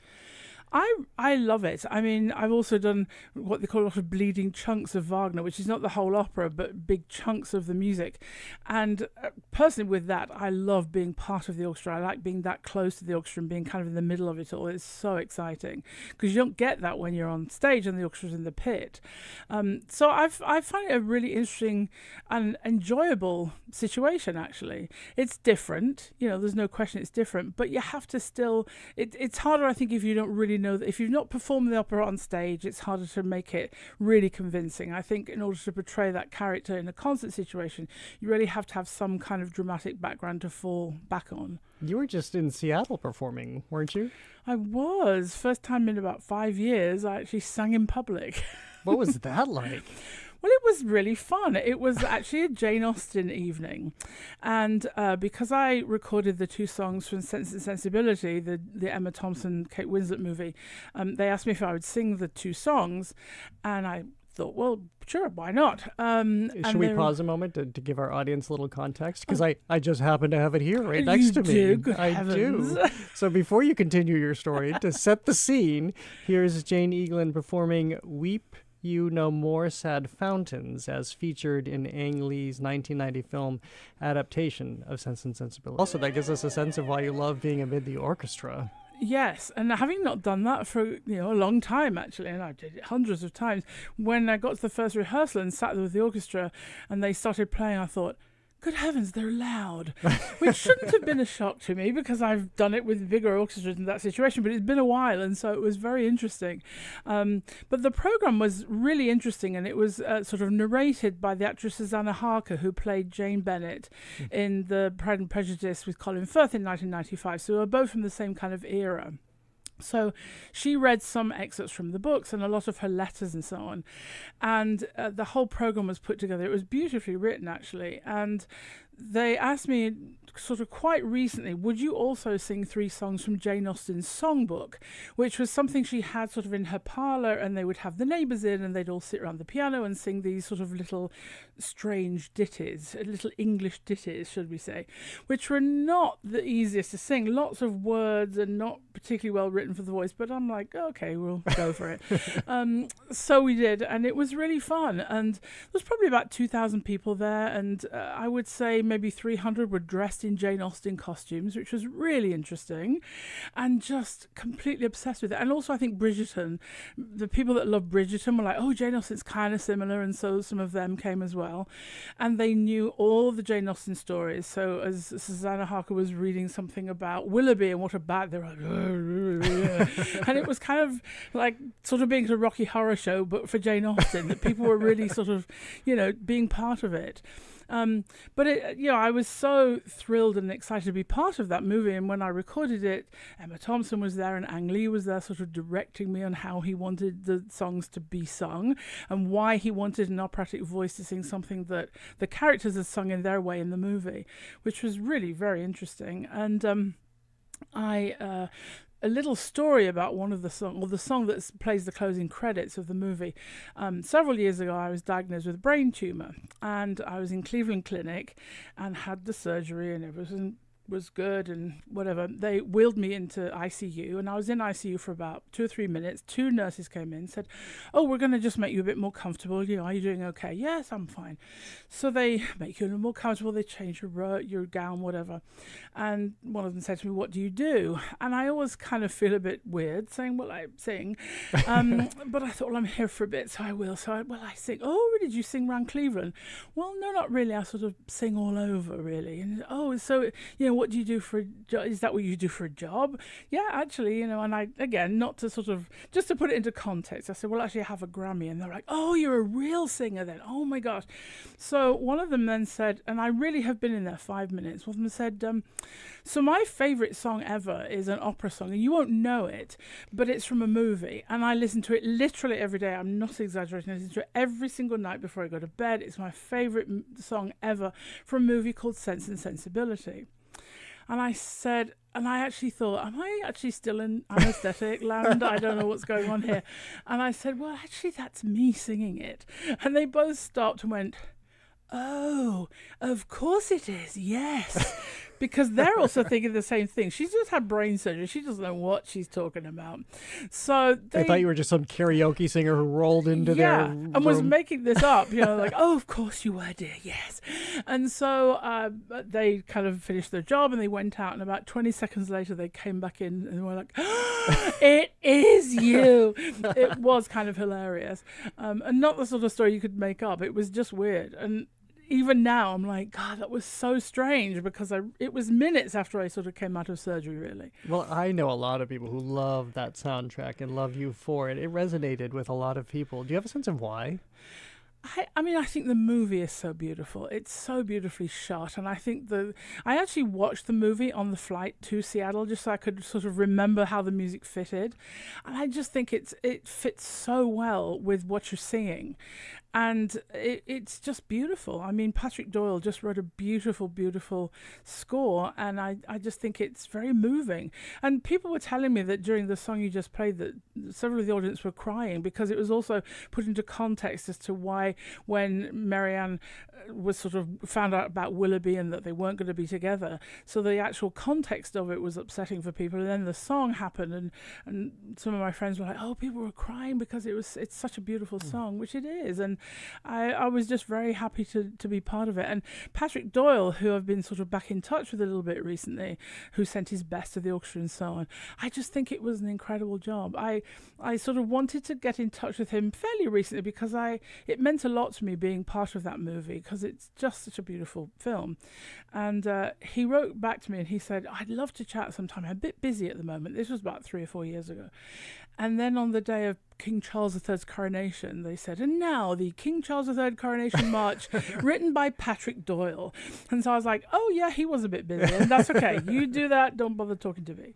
Well, what does it mean, your first time back on stage in about 5 years? Has this changed? Are we going to see more of you on stage? Well, I actually really enjoyed it, which sort of surprised me a little bit. I wasn't nervous. I think the whole sort of way the program was put together was just sort of helpful for that we weren't quite sure how it was going to fit together. And I think Susanna, the actress, was sort of feeling the same way. She's like, do you know how this is going to work? I was like, no, let's figure it out, which we did. And so I just really enjoyed myself, which was a surprise. I mean, I'm hoping that some other orchestras might want to do the same program because it's there. And then I would definitely be interested in doing this again. Well, hopefully here in Boston. That would be nice, wouldn't it? That would be great. I think Boston Pops would be the perfect orchestra to play this. Well, Jane Eaglin, always great to see you. And we left a lot on the table, so you're going to have to come back really soon because we have much more to talk about. Okay, love talking to you, Jared, always. As always. Jane Eaglin, thank you so much. Thank you. Jane Eaglin is a Grammy-winning soprano. She's on the faculty at New England Conservatory, and she's the president of the Boston Wagner Society, not to mention a recurring voice on The Culture Show. Again, thank you. And thank you for listening to another edition of The Culture Show. You can tune in tomorrow for Reuben Reynolds, music director of Boston Gay Men's Chorus, who will join me with a preview of their Pride Month showcase at Groton Hill Music Center next week. And you might remember my interview recently with Mark Shaman. Well, tomorrow night I'll be in conversation with the legendary composer at Broadway in Worcester. He'll play, there will be performances, and we'll talk about his collaborations with Bette Midler, Rob Steiner, Martin Short, and so many more. Not to mention how he created the musicals Hairspray and Some Like It Hot. There are a few tickets available if you want to join us, and again, that's tomorrow night at Broadway in Worcester. The Culture Show crew is Max Chow-Gillette, Kate Dellis, and Chelsea Mers. Today's engineer is Dave Goodman. Bill Francis produced today's YouTube live stream. I'm Jared Bowen. Have a great day.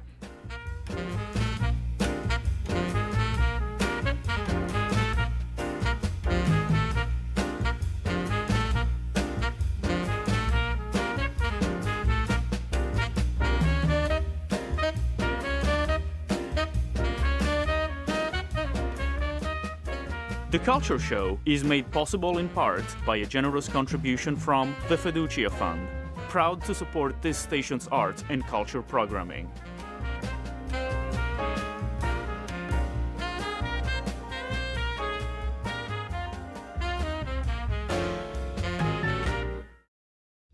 GBH's All Things Considered is coming up this afternoon at 4, with Marketplace at 6:30. But first, get a global view of the news with The World. Up next, here on GBH 89.7. Support for our programs comes from you. And Modern Pest Services, providing integrated pest management for Boston homes and businesses. Modern Pest uses a prevention-first approach to seasonal pests to help target the source of the problem. Learn more at modernpest.com. Inspector Gently spends his days tracking down members of the criminal underworld who are unfortunate enough to have the intrepid investigator assigned to their case. Watch Inspector George Gently tonight at 9 on GBH 44. I'm Martha Minow, Chair of the GBH Board of Trustees. GBH offers the news you trust, made possible primarily by listener support. And GBH needs all of us, especially right now. A generous group of my fellow trustees will give $240,000 if 100 Beacon Circle patrons make a gift of $2,400 or more by June 30th. Join the Beacon Circle or renew your support at gbh.org/Beacon Circle. You're listening to 89.7 WGBH HD1 Boston, winner of 4 regional Edward R. Murrow Awards. Online at gbhnews.org. GBH, what matters